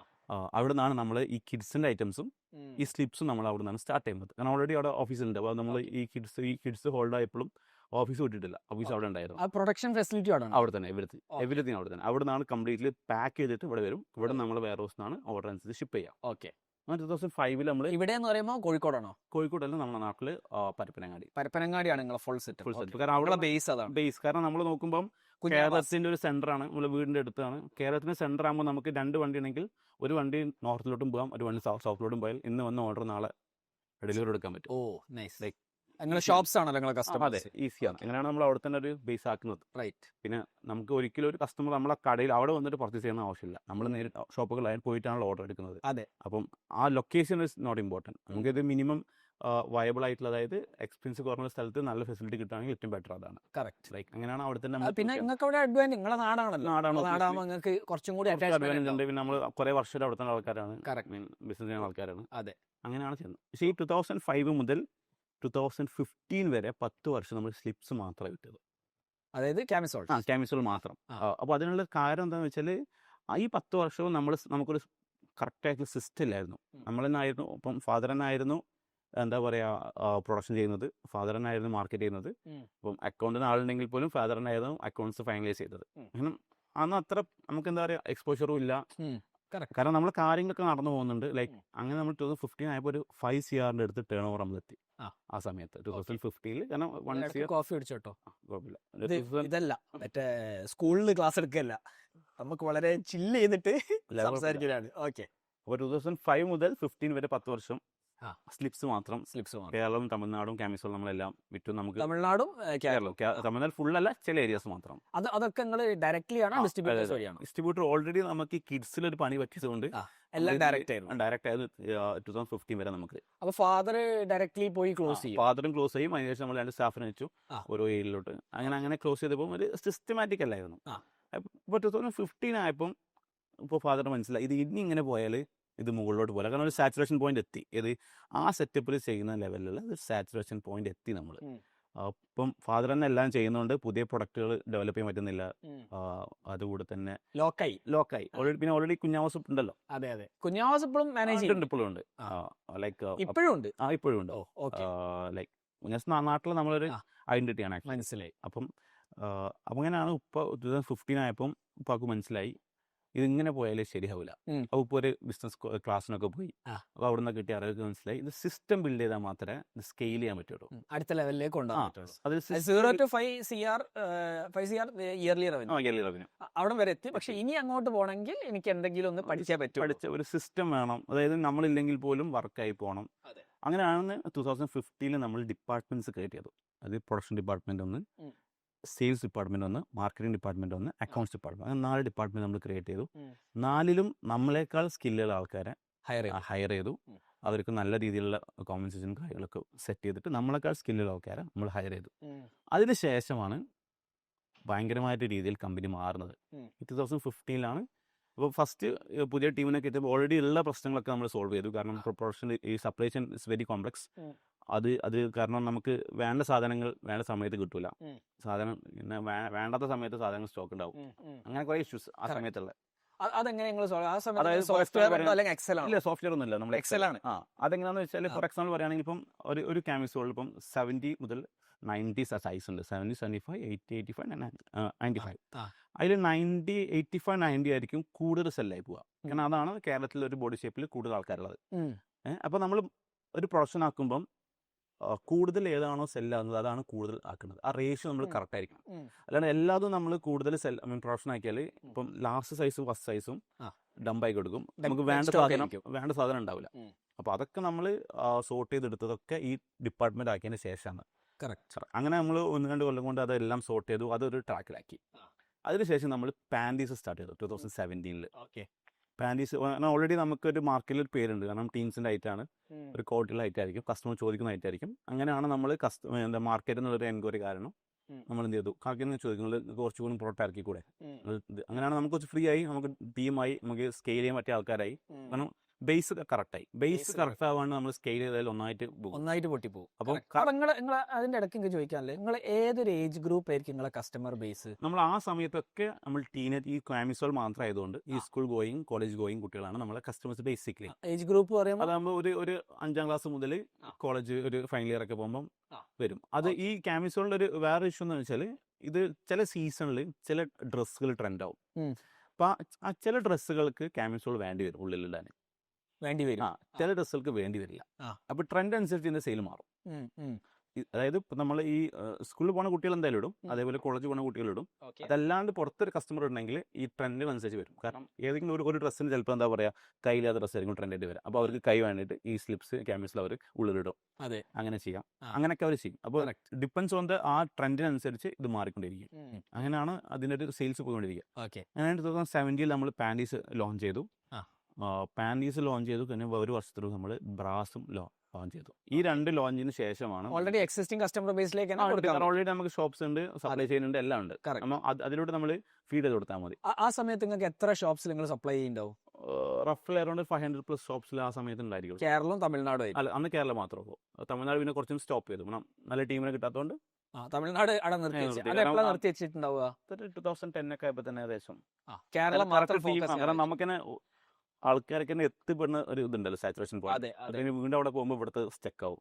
അപ്പൊ അങ്ങനെ തമിഴ്നാടത്ത് നമ്മളെ ആ ഓഫീസിന്റെ അടുത്തുള്ള കുറച്ച് ഷോപ്പുകൾ നമ്മൾ സപ്ലൈ ചെയ്യുന്നല്ലാണ്ട് എന്താ പറയുക, പറയത്തക്ക ഇതിലുള്ള ഒരു സംഭവം ഇല്ല അവിടെ. അങ്ങനെയാണ് നമ്മൾ പാൻറ്റീസും ബ്രായും 2017-18 സ്റ്റാർട്ട് ചെയ്തതിനു ശേഷമാണ് ഗതി മാറിയത് ആക്ച്വലി. കാരണം ടേൺ ഓവർ മാറും, വോളിയം മാറും. കാരണം അപ്പം ഈ ആണുങ്ങളുടെ അണ്ടർഗാംസുമാരല്ല ലേഡീസിന് അണ്ടർഗാംസ്. അപ്പം ആണെങ്കിൽ ചിലപ്പോൾ 2-3 ഈ ബ്രീഫ് എടുക്കുമ്പോൾ അവർ ചിലപ്പോൾ 5-6 പാൻറ്റീസ് എടുക്കും. അതേപോലെ ബ്രാസ് ഒരു സെറ്റ് എടുക്കുക. അങ്ങനെ അവർക്ക് ഇത് കൂടുതലുള്ള അതിൻ്റെ യൂസേജ്. അപ്പം ഇത് ഇറക്കിയതിന് ശേഷമാണ് നമ്മുടെ എക്സ്പെൻസിൻ്റെ ആയിട്ടുള്ള ഗ്രോത്തുകൾ വരാൻ തുടങ്ങിയത്. കാരണം ആ സമയത്ത് അപ്പൊ നിങ്ങൾ 2014-15 ആയപ്പോൾ ടീമിനെ സെറ്റ് ചെയ്തു. ഒരു 16-17 ആയപ്പോൾ നിങ്ങൾ 2-3 പ്രോഡക്റ്റ് ഇറക്കി. അതിനുശേഷമാണ് ഗതി മൊത്തത്തിൽ മാറുന്നത്. അപ്പം ആ സമയത്ത് കേരളത്തിലൊരു ട്രെൻഡ് എന്ന് പറയുന്നത് വൂവൺ കോട്ടൺ ആയിട്ടുള്ള അണ്ടർഗാർമെന്റ്സ് ആയിരുന്നു. ഈ ബ്രാസ് ആയിരുന്നു കൂടുതലുണ്ടായിരുന്നത്. വൂവൺ കോട്ടൺ, അതായത് മോൾഡഡ് അല്ലാത്ത ഒരു ഭയങ്കര 100% കോട്ടൺ ആയിട്ടുള്ള സ്റ്റിഫ് ആയിട്ടുള്ള സാധനമായിരുന്നു. അപ്പോൾ അത് നമ്മൾ നോക്കിയപ്പോൾ മാർക്കറ്റ് പഠിച്ചപ്പോൾ ആ സമയത്ത് ഈ സാധനം കേരളത്തിൽ മാത്രമായിരുന്നു സെയിൽസ് ഉള്ളത്. കേരളം വിട്ടുള്ള സ്ഥലത്തൊന്നും ഈ ഐറ്റംസ് ഇല്ല. അപ്പോൾ അതിന്റെ പ്രൊഡക്ഷൻ യൂണിറ്റും കേരളത്തിൽ തന്നെയാണ്. ഇപ്പോഴും അങ്ങനത്തെ അതിൻ്റെ അവസ്ഥ. കാരണം കേരളം, തമിഴ്നാട് കുറച്ച് ഭാഗങ്ങളിൽ മാത്രമേ ഈ വൂവൺ കോട്ടൺ ഐറ്റംസ് കൂടുതൽ സെല്ലായി പോകുള്ളൂ. ബാക്കിയുള്ളതൊക്കെ ഹൊസേരി ഐറ്റംസ്, നിറ്റഡ് ഫാബ്രിക്കിലോട്ട് മാറി. അപ്പോൾ നമ്മൾ ആ സമയത്ത് മാർക്കറ്റ് പഠിച്ചപ്പം കേരളത്തിലുള്ള എല്ലാ ബ്രാൻഡ്സും മേജർലി ഫോക്കസ് ചെയ്യുന്നത് ഈ സെഗ്മെന്റാണ്, ഈ വൂവൺ കോട്ടൺ സെഗ്മെന്റ്. അപ്പോൾ നമ്മൾ അതിൽ തന്നെ വീണ്ടും നമ്മൾ പ്രോഡക്റ്റ് ഇറക്കിയിട്ട് പ്രത്യേകിച്ച് ഒരു കാര്യമില്ല. കാരണം ഓൾറെഡി ആ ബ്രാൻഡ്സ് എല്ലാം സെറ്റാണ്. പിന്നെ ഈ അണ്ടർഗാർമെന്റ്സിന്റെ ഒരു അഡ്വാൻറ്റേജും ഡിസഡ്വാൻറ്റേജും എന്താണെന്ന് വെച്ചാൽ, വൺസ് ഒരു കസ്റ്റമർ ഒരു ബ്രാൻഡിൽ ഒരു സൈസിൽ കംഫർട്ടബിൾ ആയാൽ പിന്നെ അവർ അതിൽ നിന്ന് മാറൂല, സ്വിച്ച് ചെയ്യില്ല. ഇല്ല, അതാണ് അതിൻ്റെ ഒരു അഡ്വാൻറ്റേജും ഡിസഡ്വാൻറ്റേജും. അപ്പോൾ നമ്മൾ ഓൾറെഡി എക്സിസ്റ്റിംഗ് ആയിട്ടുള്ള ബ്രാൻഡുകളിൽ നല്ല രീതിക്ക് വെക്കുന്നതായിട്ട് നമ്മൾ വീണ്ടും അതേ പോയി വില കുറച്ച് ഇറക്കിയിട്ട് കാര്യമില്ല. കാരണം ഓൾറെഡി കസ്റ്റമർ അതിൽ സാറ്റിസ്ഫൈഡ് ആണ്. പിന്നെ നമ്മൾ അവർ സ്വിച്ച് ചെയ്യൂല, എന്നാൽ സ്വിച്ചിങ് ടൈം കൂടുതലായിരിക്കും. അപ്പോൾ കുറേ എഫേർട്ട് എടുക്കും. അപ്പോൾ നമ്മൾ എന്താ ചെയ്തത് വെച്ചാൽ, ആ സമയത്ത് മാർക്കറ്റിൽ ബാക്കിയുള്ള ബ്രാൻഡ്സ് ഫോക്കസ് ചെയ്യാത്ത നിറ്റഡ് ഫാബ്രിക്കിൽ മോൾഡഡ് ആയിട്ട് വരുന്ന ബ്രാസ് ആണ് നമ്മൾ ഇനീഷ്യലി ലോഞ്ച് ചെയ്തത്. പക്ഷെ അതിൻ്റെ ഇടയ്ക്ക് നിങ്ങൾ പിന്നെ പറഞ്ഞു നിങ്ങൾ പാൻറ്റീസ് ലോഞ്ച് ചെയ്തു. അതെ, പാൻറ്റീസ് ലോഞ്ച് ചെയ്ത് കഴിഞ്ഞിട്ട് പാൻറ്റീസ് അപ്പം നിങ്ങൾ എങ്ങനെ ലോഞ്ച് ചെയ്തു? ഈ സ്റ്റഡി പാൻറ്റീസിലില്ല. ഉണ്ട്. അത് നമുക്ക് ഷോപ്പുകൾ, ഈ ബ്രാ ആയിക്കോട്ടെ പാൻറ്റി ആയിക്കോട്ടെ, എല്ലാം നമ്മൾ ഷോപ്പുകളിൽ നിന്ന് കിട്ടുന്ന ഇൻസൈറ്റിലാണ് നമ്മൾ പഠിക്കുന്നത്. കാരണം ഷോപ്പിൽ നിന്ന് ചോദിക്കും, കാരണം ഈ പാൻറ്റീസ് റെഗുലർ സപ്ലൈ കിട്ടുന്ന ബ്രാൻഡിൽ കുറവാണ്. റെഗുലർ ഇൻസൈറ്റ്സ് നിങ്ങൾക്ക് എക്സിസ്റ്റിംഗ് സപ്ലൈ കിട്ടും. കാരണം ഓൾറെഡി നമ്മൾ എല്ലാ ഷോപ്പുകളിലുണ്ട്, അവിടെ ബന്ധങ്ങളുണ്ട്, റിലേഷൻസ് ഉണ്ട്. കാരണം ഓൾറെഡി അവിടെ സപ്ലൈ ഉണ്ട് അവർക്ക്. അപ്പോൾ അവർക്ക് ഓൾറെഡി എക്സിസ്റ്റിംഗ് ബ്രാൻഡിന് പുതിയ ഐറ്റം വരുമ്പോൾ അവർക്കും ഈസിയാണ്. കാരണം ഓൾറെഡി ട്രസ്റ്റ് ആയിട്ടുള്ള ബ്രാൻഡാണ്. കാരണം ഈ ഫോർ എക്സാമ്പിൾ പിന്നെ എന്താ പറയുക, ക്രെഡിറ്റ് ടേംസും ഒക്കെ സെറ്റ് ആയിരിക്കും. പിന്നെ ഈ ഷോപ്പുകാരൊക്കെ എപ്പോഴും സംബന്ധിച്ച് ഇവർക്ക് നോക്കണം എന്ന് വെച്ചാൽ, പ്രൊഡക്റ്റ് ആയിട്ട് നമ്മൾ പോകുമ്പോൾ ഇത് റെഗുലർ സപ്ലൈ കിട്ടുമെന്ന് അവരെപ്പോഴും നോക്കും. കാരണം റെഗുലർ സപ്ലൈ ഇല്ലാത്തൊരു ബ്രാൻഡ് ആകുമ്പോൾ അവർക്ക് ബുദ്ധിമുട്ടാണ്. കാരണം ഒരു സൈസ്, ഫോർ എക്സാമ്പിൾ 32 മുതൽ 40 വരെ ഇതെടുത്തിട്ട് ഒരു സൈസ് കട്ടായി പോയാൽ ആ സൈസ് ഓർഡർ ചെയ്തിട്ട് കിട്ടിയില്ലെങ്കിൽ ബാക്കി മൊത്തം ഡെഡ് ആയി പോകും. അപ്പം റെഗുലർ സപ്ലൈ ഉള്ള ബ്രാൻഡുകളാണ് എല്ലാ ടെക്സ്റ്റൈൽ ഷോപ്പുകളും കൺസിഡർ ചെയ്യുക. കാരണം അവർക്ക് അതേ പറ്റുള്ളൂ. അപ്പോൾ നമ്മൾ ഓൾറെഡി മാർക്കറ്റിൽ 10 വർഷമായിട്ടുണ്ട്, റെഗുലർ സപ്ലൈ ഉണ്ട്, ക്രെഡിറ്റ് ഓക്കെയാണ്, പ്രൊഡക്റ്റ് ഓക്കെ, ട്രസ്റ്റ് ബിൽഡ് ചെയ്ത്. അപ്പോൾ നമ്മളിതിന് പുതിയ ഐറ്റം വരുമ്പോൾ കുറച്ചും കൂടി ഈസി ആയിട്ട് നമുക്ക് പ്ലേസ് ചെയ്യാൻ പറ്റും. അങ്ങനെയാണ് അവരെ ഇൻസൈറ്റിലാണ് നമ്മൾ പാനൽ സ്റ്റാർട്ട് ചെയ്യുന്നത്, അവരെ ഇൻസൈറ്റിൽ നമ്മൾ ബ്രായിൽ സ്റ്റാർട്ട് ചെയ്യുന്നത്. ഓക്കെ. അങ്ങനെ നമ്മൾ ബ്രാ സ്റ്റാർട്ട് ചെയ്യുമ്പോൾ നമ്മൾ മെയിൻലി ഫോക്കസ് ചെയ്തത് ഈ വൂവൺ കോട്ടൺ അല്ലാണ്ട് നിറ്റഡ് ബ്രാസിൽ, മോൾഡഡ് ആയിട്ട് വരുന്ന നിറ്റഡ് ബ്രാസിൽ നമ്മൾ ഫോക്കസ് ചെയ്തത്. അത് എന്താ പറയുക, ഭയങ്കര ഒരു ദൈവസഹായം കൊണ്ട് മൊമ്പനീറ്റായി. ബ്രാ ഇറക്കിയത് മുതൽ നമുക്ക് നമ്മുടെ ഫസ്റ്റ് പ്രൊഡക്ഷൻ മൊത്തം സോൾഡ് ഔട്ടായി. അപ്പം നമ്മൾ തന്നെ അത്ര സെല്ലാവെന്ന് വിചാരിച്ചിട്ടില്ല. അത് നമ്മളൊരു മിനിമം സ്റ്റോക്കേ പിടിച്ചുള്ളൂ. കാരണം ഇതിൻ്റെ ഒരു ഇഷ്യൂ എന്താണെന്ന് വെച്ചാൽ ഇത് actually it's a business of 40 sizes. അതായത് cup size, band size, 40 size. Cup size വരും, ബാൻഡ്സ് അത് 30 മുതൽ 42, 44 വരും. അപ്പോൾ 32 ബി, സി, ഡി കപ്സ് വരും. പിന്നെ 34, 36 ആകുമ്പോൾ ഇ കപ്പ്, എഫ് കപ്പ്, ഇപ്പോൾ ഐ കപ്പ് വരെ പ്രൊഡക്ട്സ് ഉണ്ട് ഡിഫറെൻറ്റ്. അതായത് അപ്പം ഇപ്പോൾ പണ്ടത്തെ ഒരു സ്റ്റേറ്റ് നോക്കുകയാണെങ്കിൽ ഇപ്പോൾ നമ്മൾ ഷോപ്പുകളിലൊക്കെ ആണുങ്ങളായിരിക്കും പർച്ചേസ് ചെയ്യാൻ വരിക പണ്ട്. കാരണം ലേഡീസ് പൊതുവെ പർച്ചേസ് ചെയ്യാൻ വരാറില്ല. കാരണം അവർക്ക് അന്ന് എന്താ പറയുക ഡിസ്പോസിബിൾ ഇൻകമും ഇല്ല ലേഡീസിൻ്റെ അടുത്ത്. ശരിയാണ്. അപ്പം ആണുങ്ങളായിരിക്കും വരിക. അപ്പോൾ ആണുങ്ങൾ വരുമ്പോൾ അവർ വലിയ കപ്പ്, വലിയ ബ്ര, അങ്ങനെ ഏതെങ്കിലും 2-3 പ്രോഡക്റ്റ് എടുത്ത് പോകും. അത് വീട്ടിലെ സ്ത്രീകൾ കൊടുക്കും, അവരത് ഉപയോഗിച്ച് പോകും. അതിൽ കംഫർട്ട് ഉണ്ടോ എന്നും അവരറിയില്ല. കാരണം ഇതിൽ സൈസ് വലുതാണ് വേണ്ടതെന്നും അവർക്ക് അറിയില്ല. അതാണ് ഇപ്പം വല്ലാണ്ട് കാലമൊന്നും ആയിട്ടില്ല, കുറച്ച് കാലമായിട്ട് എന്താ പറയുക, ഇപ്പം നമ്മുടെ നാട്ടിലൊക്കെ ഒരു അവസ്ഥ മാറിയതുകൊണ്ടും സ്ത്രീകൾ കുറച്ചും കൂടി പുറത്തിറങ്ങി, പണ്ടത്തെ കാലം കൂടുതൽ സ്ത്രീകളാണ് കൂടുതൽ പർച്ചേസ് ചെയ്യാൻ വരുന്നത്. അപ്പോൾ അവർക്ക് നീഡ് അറിയാം, അവർ കുറച്ചുകൂടി എഡ്യൂക്കേറ്റഡ് ആയി, അവർക്ക് ഡിസ്പോസിബിൾ ഇൻകം വന്നു. അപ്പോൾ അവർക്ക് ഓരോ നീഡിനനുസരിച്ചുള്ള പ്രൊഡക്റ്റുകൾ വേണം. അപ്പം അതാണ് ഇപ്പോഴത്തെ ഒരു അവസ്ഥ. അപ്പോൾ പണ്ട് അങ്ങനെ അല്ലായിരുന്നു. അപ്പോൾ MBA പഠിച്ചാൽ ശരിക്കും കാണാണ്ട് നിങ്ങൾ കുറച്ചും കൂടി കസ്റ്റമർ എന്താണ്, എങ്ങനെയാണ് കസ്റ്റമർ ചേഞ്ച് ആവണമെന്നൊക്കെ നിങ്ങൾക്ക് അതിൽ നോക്കിയിലാണ് നമുക്ക് ബിസിനസ് ബിൽഡ് ചെയ്യാൻ പറ്റുള്ളൂ. അപ്പം കസ്റ്റമറിനെ നമ്മൾ നോക്കാണ്ട് നമ്മളിപ്പം there is only 3 best friends in business: physics, math and customer. Physics എന്ന് പറയുന്നത് നമ്മുടെ സിസ്റ്റമാണ്. ലൈക്ക് നമ്മളിപ്പം കറക്റ്റ് സപ്ലൈ ചെയിനിൽ കറക്റ്റ് പ്രൊഡക്റ്റ് കറക്റ്റ് സമയത്ത് കസ്റ്റമറിൽ എത്തണം. അപ്പം നമ്മൾ നല്ല പ്രോഡക്റ്റ് ഉണ്ടാക്കിയാൽ മാത്രം കാര്യമില്ല, അത് നല്ല കറക്റ്റ് സമയത്തും കസ്റ്റമറുടെ കയ്യിൽ എത്തും വേണം. എന്നാൽ മാത്രമേ അതിൽ വാല്യൂ ഇടും. അപ്പം അതിന് കൂടെ തന്നെ മാത്ത് കറക്റ്റ് ആയിരിക്കണം, നമ്മളെ എല്ലാം കറക്റ്റ് ആയിരിക്കണം. അതിന്റെ കൂടെ കസ്റ്റമറും ഹാപ്പി ആയിരിക്കണം. നിങ്ങൾ CAC LTV ഒന്ന് എക്സ്പ്ലെയിൻ ചെയ്തു പോവാം. CAC means customer acquisition cost. ഒരു കസ്റ്റമർ നമ്മളനുസരിച്ച് നമ്മളെ ബേസിൽ നമ്മളെ കസ്റ്റമറിന് B2B ആണ്. അപ്പോൾ ഷോപ്പുകളും ടെക്സ്റ്റൈൽ ഷോപ്പ്, ഇന്നോവർ ഷോപ്പ്, ബോട്ടിക്സ് ഒക്കെയാണ് നമ്മളെ കസ്റ്റമേഴ്സ്. അവരുടെ ലൈഫ് ടൈം വാല്യൂ അനുസരിച്ചിരിക്കും നമ്മൾ ലൈഫ് ടൈം വാല്യൂ എക്സ്പ്ലെയിൻ ചെയ്യാം. LTV മീൻസ് അതായത് ഒരു ടെക്സ്റ്റൈൽ ഷോപ്പ് നമ്മളുടെ അവരുടെ ലൈഫ് ടൈമിൽ എത്ര പർച്ചേസ് ചെയ്തു, അതായത് അടുത്ത 2-3 കൊല്ലം പർച്ചേസ് ചെയ്തു. അപ്പോൾ അവർക്ക് അവരായിട്ടുള്ള ടോട്ടൽ നമ്മുടെ ബിസിനസ് എത്രയാണ് മനസ്സിലായി, ലൈക്ക് ഡിപ്പെൻസ്. അങ്ങനെ നൈസ്. യെസ്. അപ്പം ആദ്യ കാലഘട്ടത്തിൽ ഇത് ഇത്ര വലിയ വെറൈറ്റി ഓഫ് സാധനങ്ങൾ വേണ്ടിയില്ല. കാരണം സൈസ് 5 മതി. കാരണം ഉപയോഗിക്കുന്ന ആള് വാങ്ങുന്നില്ല, വാങ്ങുന്ന ആളല്ല ഉപയോഗിക്കുന്നത്. അപ്പം ഏതെങ്കിലും മാത്രമല്ല അന്ന് ആ സമയത്തെ കടകളിലെ ആണുങ്ങളായിരുന്നു സ്റ്റാഫ്. പിന്നെയാണ് ലേഡീസിന് എഡ്യൂക്കേഷൻ വന്നു തുടങ്ങി, അവർ ജോലി ചെയ്യാൻ തുടങ്ങി, അവർ നേരിട്ട് വന്ന് പർച്ചേസ് ചെയ്യാൻ തുടങ്ങി, ഡിസ്പോസിബിൾ ഇൻകം ഉണ്ട്, ഒബ്വിയസ്ലി കൂടുതലായി വന്നു. അതെ. അപ്പം അവർക്ക് അവരുടെ അതിന് കൂടെ തന്നെ നമ്മളെ കൊടുത്ത ബ്രാൻഡുകളെല്ലാം എഡ്യൂക്കേറ്റ് ചെയ്യാൻ തുടങ്ങി, ആൾക്കാർ അവയർനെസ് കൊടുക്കാൻ തുടങ്ങി. ഇതിന് തന്നെ സൈസുകളുണ്ട്, കപ്പ് സൈസുകളുണ്ട്, ഓരോ ഒക്കേഷനും ഓരോ പ്രൊഡക്റ്റാണ് ഉപയോഗിക്കേണ്ടത്. അത് ജിമ്മിൽ പോകുമ്പോൾ യൂസ് ചെയ്യാനായിട്ടല്ല വീട്ടിൽ ഉപയോഗിക്കേണ്ടത്. അതേപോലെ ഉറങ്ങുന്ന സമയത്ത് ഉപയോഗിക്കാൻ സ്ലീപ്പിംഗ് ബ്രാസ് ഉണ്ട്, നഴ്സിംഗ് ബ്രാസ് ഉണ്ട്, ഫീഡിംഗ് ബ്രാസ് ഉണ്ട്, different type varieties of brass ഉണ്ട്. അതെല്ലാം എഡ്യൂക്കേറ്റ് ചെയ്യാൻ തുടങ്ങി ബ്രാൻഡൊക്കെ. ഞാനിപ്പോൾ പഠിക്കുക ആവശ്യമില്ലാത്തതുകൊണ്ടാണ്. അതുകൊണ്ടാണ് അതെ, നമ്മുടെ ടാർഗറ്റ് ഓഡിയൻസ് ആരാണോ അവിടെ എത്തിയാൽ മതി. അതേപോലെ ടീഷർട്ട് ബ്രാ ഉണ്ട്, സൽവാർ ബ്രാ ഉണ്ട്, ഡിഫറെൻറ്റ് വെറൈറ്റീസ് ബ്രാസ് ഉണ്ട്, പാഡൽ ബ്രാ, അണ്ടർവെയർഡ് ബ്രാ. അപ്പം ഇതെല്ലാം നമ്മൾ പുതിയ പ്രൊഡക്റ്റ് നമ്മൾ ഇറക്കുമ്പോൾ കൂടെ തന്നെ അത് നമ്മൾ കസ്റ്റമറെ എഡ്യൂക്കേറ്റ് ചെയ്യും. അപ്പം ലേഡീസ് നേരിട്ട് വന്ന് പർച്ചേസ് ചെയ്യുന്ന സമയം ആയതുകൊണ്ടാണ് നമുക്ക് അവരെ എഡ്യൂക്കേറ്റ് ചെയ്യാൻ പറ്റുന്നത്. വേറെ അവരെ വീടുകളിൽ പോയിട്ട് നമുക്ക് എഡ്യൂക്കേറ്റ് ചെയ്യാൻ പറ്റില്ല. അതാണ് ഈ കണ്ടന്റ് നമ്മൾ ഹെൽപ്പ് ചെയ്യുക. കറക്റ്റ്. ഓക്കെ. അതിൻ്റെ കൂടെ തന്നെ അപ്പം ആ ഒരു ട്രാൻസിഷൻ കേരളത്തിൽ വന്നത് കൂടി നമ്മളും നമ്മളെ നിറ്റഡ് ആയിട്ടുള്ള പ്രൊഡക്റ്റ് കൂടി ഒരുമിച്ച് വന്നത് കൂടി നമുക്കത് correct right time at right place എന്ന് പറയില്ല, അത് ഹാപ്പൻ ആയപ്പം ക്ലിക്കായി. അതുമുതൽ നമുക്ക് അറൗണ്ട് ഒരു 50-60% ഇയർ ഓൺ ഗ്രോത്തിലാണ് പോയിക്കൊണ്ടിരിക്കുന്നത്. അടിപൊളി. 2018 ബ്രാ ഇറക്കുന്നത്. അതിനുശേഷം പിന്നെ കോവിഡ് ഹിറ്റായി. ബട്ട് സ്റ്റിൽ കോവിഡ് സമയത്തായാലും പോലും ഏറ്റവും കൂടുതൽ സെയിൽ നടന്നത് അണ്ടർഗാർമെന്റ്സിനാണ്. കാരണം ആൾക്കാർ വീട്ടിലിരിക്കുന്ന സമയത്ത് പുറത്ത് വേറെ ഡ്രസ്സ് ആവശ്യമില്ല, അണ്ടർഗാർമെന്റ്സ് ആണ് വേണ്ടത്.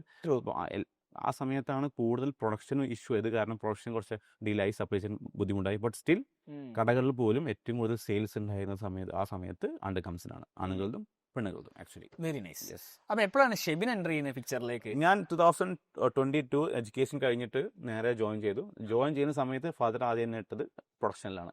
ലൈക്ക് നമ്മൾ പഠിച്ചിട്ട് ഇങ്ങോട്ട് കയറിയാൽ കാരണം വിൽക്കുന്ന ഐറ്റം എന്താണ് അറിയണമല്ലോ, അല്ലാണ്ട് വേറെ പോയി മേലെ പോയി ഒരു കാര്യമില്ല. അപ്പോൾ ആ. വിൽക്കുന്ന ഐറ്റം എന്താണെന്ന് അറിയണമെങ്കിൽ പ്രൊഡക്ഷൻ്റെ കൂടെ നോക്കണം. അങ്ങനെ പ്രൊഡക്ഷൻ്റെ കൂടെ പിന്നെ ഒരുപാട് യാത്രകളായിരുന്നു എല്ലാ പ്രൊഡക്ഷനും. ആ സമയത്ത് നമുക്ക് തിരുപ്പൂർ വിട്ട് നമ്മൾ നല്ല നല്ല ക്വാളിറ്റി പ്രൊഡക്ഷന് വേണ്ടിയിട്ട് ബോംബെ, ഡൽഹി, അഹമ്മദാബാദ്, ബാംഗ്ലൂർ എല്ലാ സ്ഥലത്തും നമുക്ക് പ്രൊഡക്ഷൻ യൂണിറ്റുകളായി. നമ്മളതല്ല നമ്മൾ സോഴ്സ് ചെയ്യും അവർക്ക്. അത് ഡിഫറെൻറ്റ് ടൈപ്സ് ഉണ്ട്. അതായത് നമ്മൾ നോമിനേറ്റ് ചെയ്യും. അതായത് ഫോർ എക്സാമ്പിൾ ഒരു ബ്രാ ആണെങ്കിൽ 17 ആർട്ടിക്കിൾ ഉണ്ട്. ഫാബ്രിക്, അതിൻ്റെ thread, elastic, ring adjuster, hook, I, അങ്ങനെ എല്ലാം പറഞ്ഞിട്ട് 17 ആർട്ടിക്കിൾ കൂടുമ്പോഴാണ് 17 പ്ലസ് ഓരോ പ്രോട്ടൻസ് മാറും.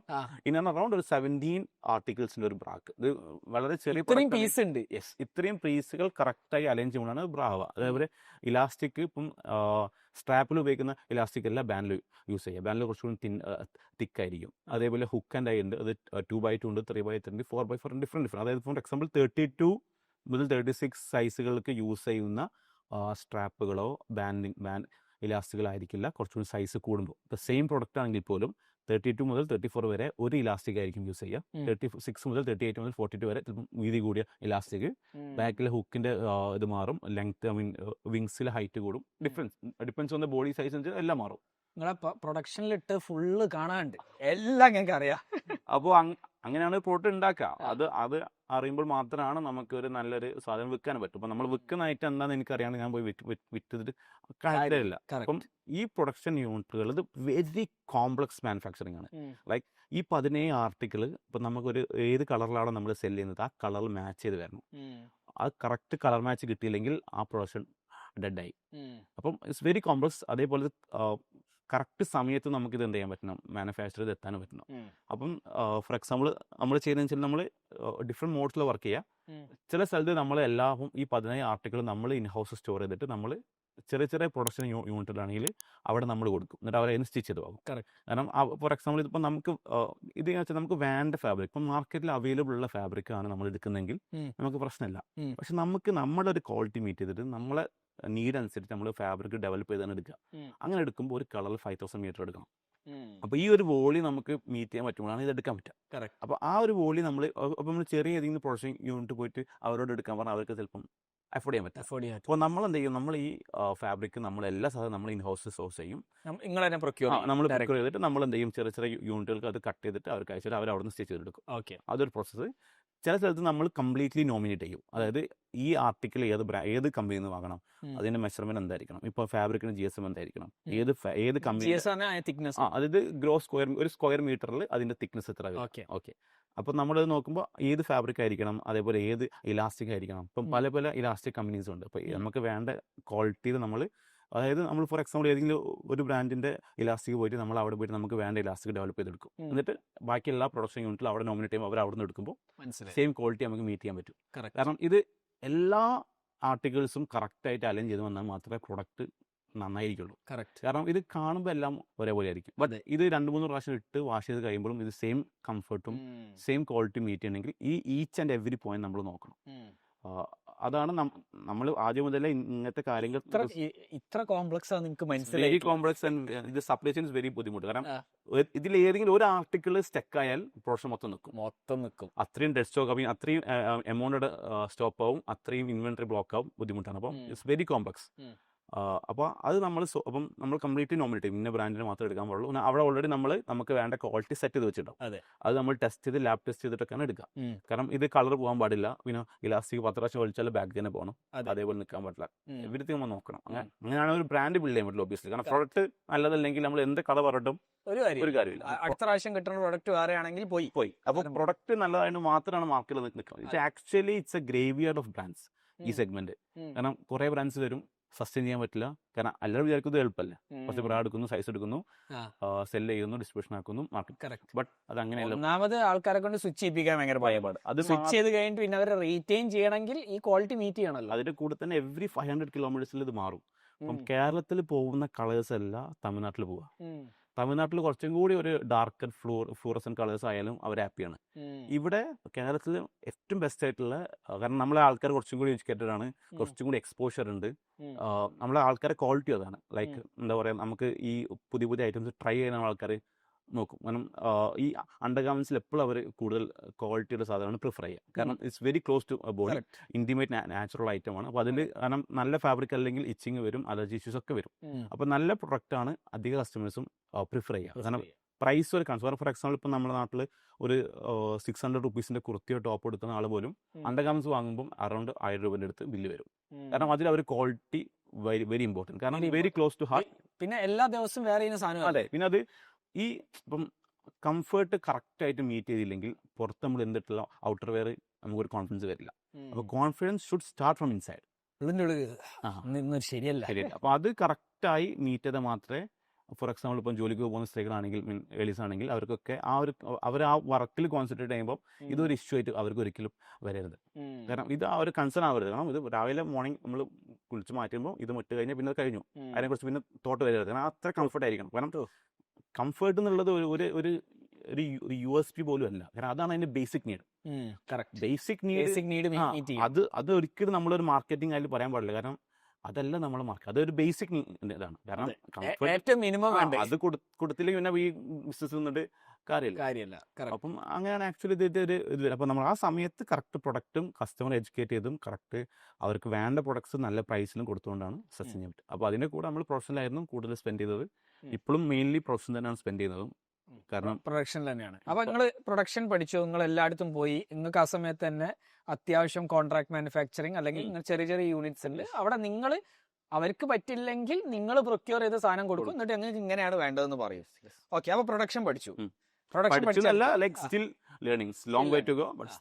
ഇത് ബിസിനസ് ചെയ്യുമ്പോൾ ഒരു കാലത്ത് നിൽക്കണില്ലല്ലോ, ഒരുപാട് പഠിക്കണം. ബിസിനസിനെ മാത്രമല്ല, ആരെന്ത് ചെയ്യുകയാണെങ്കിലും പഠിത്തം ഒരിക്കലും നിൽക്കുന്നില്ല. ഒരുപാട് യാത്ര ചെയ്യും. ഇപ്പോൾ നമുക്ക് ഇന്ത്യയിലുണ്ട്, പുറത്ത് രാജ്യങ്ങളിൽ പ്രൊഡക്ഷൻ ഉണ്ട്, നമ്മൾ ഫാബ്രിക് പുറത്തുനിന്ന് എടുക്കുന്നുണ്ട്, ഡിഫറെന്റ് ഓരോ സ്ഥലത്ത് എടുക്കുന്നു. ഓക്കെ, അപ്പൊ 2022 ജോയിൻ ചെയ്തത്. ഓക്കെ, അപ്പൊ പ്രൊഡക്ഷൻ പഠിച്ച് അടുത്ത സ്റ്റെപ്പ് എന്തായിരുന്നു? പ്രൊഡക്ഷൻ്റെ കൂടെ തന്നെ നമ്മൾ ഇതിൻ്റെ കൂടെ തന്നെ മാർക്കറ്റിംഗ് കൂടി നമ്മൾ ഇടയ്ക്ക് ടീമിൻ്റെ കൂടെ പോകും. നമ്മുടെ മാർക്കറ്റിംഗ് ഡിപ്പാർട്ട്മെന്റ് ഉണ്ട് നമുക്ക് ഓരോ ഡിസ്ട്രിക്റ്റിലും 2 സ്റ്റാഫ് ഉണ്ട്. ഈ 3 ഡിസ്ട്രിക്റ്റിലും നമുക്കൊരു ASM ഉണ്ട്, അസിസ്റ്റന്റ് സെയിൽസ് മാനേജർ. ഈ 2-3 ASMകൾക്ക് ഒരു RSM ഉണ്ടായിരിക്കും.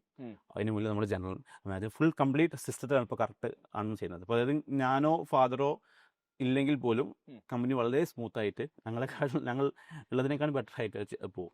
ആ സിസ്റ്റം ബിൽഡ് ചെയ്തെടുത്തിലാണ് ഇത് സ്കെയിൽ ചെയ്യാൻ പറ്റും. ഞാൻ കണ്ടോടത്തോളം ഈ ലെഗസി കമ്പനി അല്ലെങ്കിൽ ട്രഡീഷണൽ കമ്പനീസ് ഈ marketing executive actually sales executive തന്നെയല്ലേ? അതെ, മാർക്കറ്റിംഗ് അല്ല പെർസെ മാർക്കറ്റിംഗ് അല്ല. മാർക്കറ്റിംഗ് മീൻസ് അത് ഇൻ എ വേ ലൈക്ക് അവരാണ് കടകളിൽ പോയി പ്രൊഡക്റ്റ് മാർക്കറ്റ് ചെയ്യുന്നത്.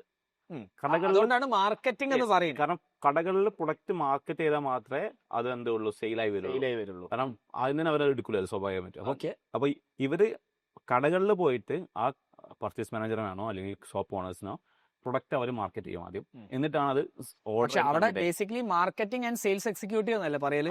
ഒബിയസ്ലി. ഓക്കെ, ഇത് ഇപ്പോഴും ഉണ്ട് ഈ ഒരു പൊസിഷൻ പല കമ്പനീസിലും. കാരണം നമ്മളിപ്പം GT ചെയ്യുമ്പം എന്തായിരിക്കണം, ലൈക്ക് ഈ GT ഒന്ന് എക്സ്പ്ലെയിൻ ചെയ്തോളി. ജനറൽ ട്രേഡ്, അതായത് നമ്മൾ ഷോപ്പുകളിൽ പോയിട്ട് നമ്മൾ സെല് ചെയ്യുന്ന, നമ്മൾ നേരിട്ട് കസ്റ്റമറിനെ സെല് ചെയ്യുന്നതിന് പകരം നമ്മൾ ഷോപ്പുകളിൽ കസ്റ്റമർ വരുന്ന ഏരിയകളിൽ നമ്മൾ പ്രോഡക്റ്റ് എത്തിക്കുന്നു. സാധാരണ ഷോപ്പുകൾ, ടെക്സ്റ്റൈൽ ഷോപ്പ് ഉണ്ട്, ഇന്നോവേറ്റ് ഷോപ്സ് ഉണ്ട്, ബോട്ടിക്സ് ഉണ്ട്, ഈവൻ ചില സൂപ്പർ മാർക്കറ്റ്സിലുണ്ട്. ഇതൊക്കെ GTയിലാണ് വരിക. ഓക്കെ, ആ GT പറഞ്ഞ സ്ഥിതിക്ക് MT കൂടി പറഞ്ഞോളി. MT is modern trade. അതായത് ഇപ്പൊ നമ്മള് വലിയ ലൈക്ക് ചെയിൻ ആയിട്ടുള്ള ഷോപ്പുകൾ ഉണ്ടായിരിക്കും, ലൈക്ക് ചെയിൻ സൂപ്പർ മാർക്കറ്റ്സ് ഉണ്ടായിരിക്കും, ടെക്സ്റ്റൈൽ ഷോപ്സ് ഉണ്ടായിരിക്കും, ലുലു നെസ്റ്റോ വലിയ ടോപ്സ്. അപ്പൊ അവിടെ നമ്മൾ സെല് ചെയ്യുമ്പോഴാണ് ഈ MT അണ്ടറിൽ വരിക. അത് നമ്മൾ ലൈക്ക് ആദ്യം നമ്മൾ അവരെ ലിസ്റ്റ് ചെയ്യണം, പ്രൊഡക്റ്റ് ലിസ്റ്റ് ചെയ്യണം, എന്നിട്ട് അവര് റിക്വയർമെന്റ് അനുസരിച്ച് കറക്റ്റ് ഓർഡേഴ്സ് വരും. അങ്ങനെ പർച്ചേസ് ഓർഡേഴ്സ് വരുന്നതിനനുസരിച്ച് ഡിസ്പാച്ച് ചെയ്യണം. ഓക്കെ, അപ്പൊ നമ്മളിപ്പോ നിങ്ങൾ ഇത് പറഞ്ഞു, നിങ്ങൾ മാർക്കറ്റിംഗ് അല്ല സെയിൽസ് പഠിച്ചു. സെയിൽസ് മീൻസ് ഗ്രൗണ്ടിൽ പോയി എല്ലാം പഠിച്ചു എന്ന് പറയാൻ പറ്റില്ല, പഠിച്ചുകൊണ്ടിരിക്കുന്നു. അപ്പൊ നമ്മൾ ടീമിന്റെ കൂടെ പോകും. ലൈക്ക് ഫോർ എക്സാമ്പിൾ പുതിയ ഷോപ്സിൽ എന്തെങ്കിലും എൻക്വയറി ഉണ്ടെങ്കിൽ അവിടെ നമ്മൾ പോയിട്ട് നമ്മൾ ഫോർ എക്സാമ്പിൾ വലിയ ഷോപ്സ് ഒക്കെ ആണെങ്കിൽ നമ്മൾ ടീമായിട്ടാണ് പോവുക. വലിയ ഷോപ്സ് ഒരു ഷോപ്പ് ഓഫ് ചെയിൻ ഷോപ്സ് ഉണ്ടായിരിക്കും, പോത്തീസ്, കല്യാൺ, ഫാമിലി, അങ്ങനെ വലിയ ഷോപ്സിലൊക്കെ നമ്മൾ പോകുമ്പോൾ അവർക്ക് ചെയിൻ ഓഫ് ഷോപ്സ് ആയിരിക്കും ഉണ്ടാവുക. അപ്പോൾ എസ് ഭാരത് ഉണ്ട്, സെഞ്ചുറി ഉണ്ട്, ശോഭിക ഉണ്ട്, കുറെ ടീമുണ്ട്. ഇപ്പം നമ്മൾ എന്താ പറയാ സെഞ്ചുറി ഗ്രൂപ്പ് കുറെ ടീമുണ്ട്. ലൈക്ക് അവിടെയൊക്കെ നമ്മൾ പോകുമ്പോൾ നമ്മൾ ഒരു ടീമായിട്ടാണ് പോകും ആക്ച്വലി. ലൈക്ക് ഡിപ്പെൻസ്, അത് നമ്മൾ ഒരാൾ പോകുന്നതും ഒരു 5-8 ആൾക്കാർ പോകുമ്പോഴും ഇത് മാറും, ഫീല് മാറും. കാരണം ബ്രാൻഡിന്റെ സ്ട്രെങ്ത് ആണ് അവിടെ കാണിക്കുന്നത്. ലൈക്ക് നമുക്ക് ഒരുമിച്ച് അവരെ കൺവിൻസ് ചെയ്യാൻ പറ്റും, ഒരുമിച്ച് ഓർഡേഴ്സ് വരും. അങ്ങനെ അപ്പം ഫോർ എക്സാമ്പിൾ ഇപ്പം കല്യാണമൊക്കെ ആണെങ്കിൽ ആദ്യം മുതൽ ഒരു ഷോപ്പിലായിരിക്കും അവർക്ക് എൻട്രി കിട്ടുക, എന്നാൽ മാത്രമേ നെക്സ്റ്റ് ഷോപ്പിലോട്ട് നമുക്ക് എൻട്രി കിട്ടുള്ളൂ. എല്ലാ ഔട്ട്ലെറ്റ്സിലും ഒരുമിച്ച് ഓർഡർ വരില്ല. അപ്പം എല്ലാ ചെയിൻ ഷോപ്സ് അങ്ങനെ തന്നെയാണ്. ആദ്യം അവർ ഒരു ഷോപ്പിൽ ടെസ്റ്റ് ചെയ്യും, എന്നിട്ടാണ് മറ്റുള്ള ഷോപ്പിൽ വെക്കുക. അപ്പം ഇപ്പം ഹാപ്പി ടു സേ എല്ലാ ലീഡിങ് ഷോപ്പ് ചെയിൻസും നമ്പർ 1 ആയിട്ട് നമ്മൾ നിൽക്കുന്ന സാധനമാണ്. യെസ്, കാരണം അത് ഇയേഴ്സ് ആയിട്ട് ബിൽഡ് ചെയ്തെടുത്ത ട്രസ്റ്റ് ആണ്. അത് ഒറ്റയടിക്ക് ഉണ്ടാക്കാൻ പറ്റില്ല. ഇയേഴ്സ് ആയിട്ട് നമ്മൾ ടീമിന്റെ മൊത്തം സ്ട്രഗിളും അവരെ ആ എഫേർട്ടും കൊണ്ട് മാത്രമാണ് ചെയ്യാൻ പറ്റുന്നത്. അപ്പൊ നിങ്ങൾ അവിടെ പിന്നെ സെയിൽസ് പഠിച്ചുകൊണ്ടിരിക്കുന്നു, എല്ലാം പഠിച്ചുകൊണ്ടിരിക്കുന്നു, എല്ലാരും ഞാനും പഠിച്ചുകൊണ്ടിരിക്കുന്നു. ഓക്കെ, അടുത്ത ഒരു സ്റ്റെപ്പ് എന്തായിരുന്നു? പിന്നെ ഉള്ളതാണ് ഞാൻ 2022 ലോഞ്ച് സ്റ്റാർട്ട് ചെയ്യുന്ന മുന്നേ തന്നെ ആ സമയത്ത് തന്നെ നമുക്ക് നമ്മളെ ഓഫീസുകളിൽ കോൾ വരും. അതായത് ഇപ്പം ഫോർ എക്സാമ്പിൾ ഈ കേരളത്തിന് പുറത്ത് ജോലി ചെയ്യുന്ന ആൾക്കാരുണ്ട്, സ്ത്രീകൾ. അവർ ലീവിന് നാട്ടിൽ വരുമ്പോഴായിരിക്കും പ്രൊഡക്റ്റ് ഷോപ്പിൽ നിന്ന് വാങ്ങാം. അത് കഴിഞ്ഞ് അവർ ജോലിക്ക് വേണ്ടി അവിടെ പോകുമ്പോൾ അവർക്ക് ആ പ്രൊഡക്റ്റ് ചിലപ്പോൾ നമ്മൾ കേരളത്തിൽ മാത്രം ഉള്ളതുകൊണ്ട് ആ സമയത്ത് നമുക്ക് അവിടെ പ്രൊഡക്റ്റ് അവൈലബിൾ അല്ല. അപ്പോൾ അവർ നമ്മൾ ടാഗ് നോക്കിയിട്ട് നമ്മളെ കോൺടാക്ട് ചെയ്യും. ഈ പ്രൊഡക്റ്റ് നമുക്ക് അവിടെ കിട്ടാൻ എന്തെങ്കിലും ഓപ്ഷൻ ഉണ്ടോ? സ്വിച്ചിങ് ഈസി അല്ല. അതിൽ ഓൾറെഡി കംഫർട്ടബിൾ ആണ്, അവർക്ക് ഹാപ്പിയാണ്. അത് അവർക്ക് വീണ്ടും ആ സെയിം ഐറ്റം കിട്ടിയാൽ കൊള്ളാം. അങ്ങനെ അവർ കുറെ കോൾ നമുക്ക് ഓഫീസിൽ വരാൻ തുടങ്ങി. അതായത് മെയിൻലി ബാംഗ്ലൂർ, ഡൽഹി, ചെന്നൈയിലൊക്കെ ജോലി ചെയ്യുന്ന അല്ലെങ്കിൽ അവിടെ പഠിക്കാൻ പോകുന്ന കുട്ടികളുണ്ട്. പക്ഷെ നിങ്ങൾ 2022 നിങ്ങൾ കേരളത്തിൽ തന്നെയാണ് സ്ട്രോങ്. Strong, yes. ഓക്കെ, അപ്പം ആ സമയത്താണ് അപ്പൊ ഓൾറെഡി കോൾ നമുക്ക് വരുമായിരുന്നു. അപ്പൊ ആ സമയത്തൊക്കെ അവന്റെ ഓഫീസിൽ നിന്ന് അവർ നേരിട്ട് ഓർഡർ എടുത്തിട്ട് അവർ ആ സമയത്താണ് ഫാദർ എന്ത് ചെയ്ത് പോയിട്ട് ബോംബെ പോയിട്ട് ഒരു വെബ്സൈറ്റ് സ്റ്റാർട്ട് ചെയ്താൽ കുറച്ചും കൂടി ഈസി ആയിരിക്കും എന്നുള്ള തോട്ട് വന്നപ്പോൾ വെബ്സൈറ്റ് പോയി സ്റ്റാർട്ട് ചെയ്തു. ഞാൻ വരുന്ന മുന്നേ തന്നെയാണ് 2021 ആ സമയത്താണ് വെബ്സൈറ്റ് സ്റ്റാർട്ട് ചെയ്തത്. WooCommerce-ലായിരുന്നു വേർഡ്പ്രസ് വെച്ച് ചെയ്തിട്ട് നോർമൽ വെബ്സൈറ്റിൽ പ്രാക്ടിക്കലി എന്താ പറയാ ആഡും കാര്യങ്ങളൊന്നും ഇല്ല. അത് കസ്റ്റമർ ചോദിച്ചു വരുമ്പോൾ അവർക്ക് കൊടുക്കാൻ വേണ്ടിയിട്ട്.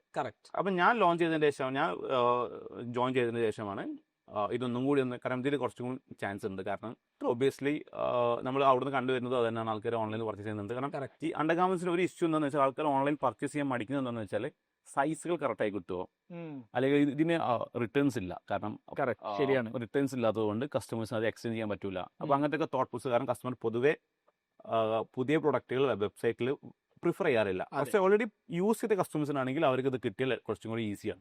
കാരണം കേരളത്തിന്റെ പുറത്ത് പഠിക്കാൻ പോകുന്നവര്, ജോലിക്ക് പോകുന്നവരെല്ലാം ഉണ്ട്.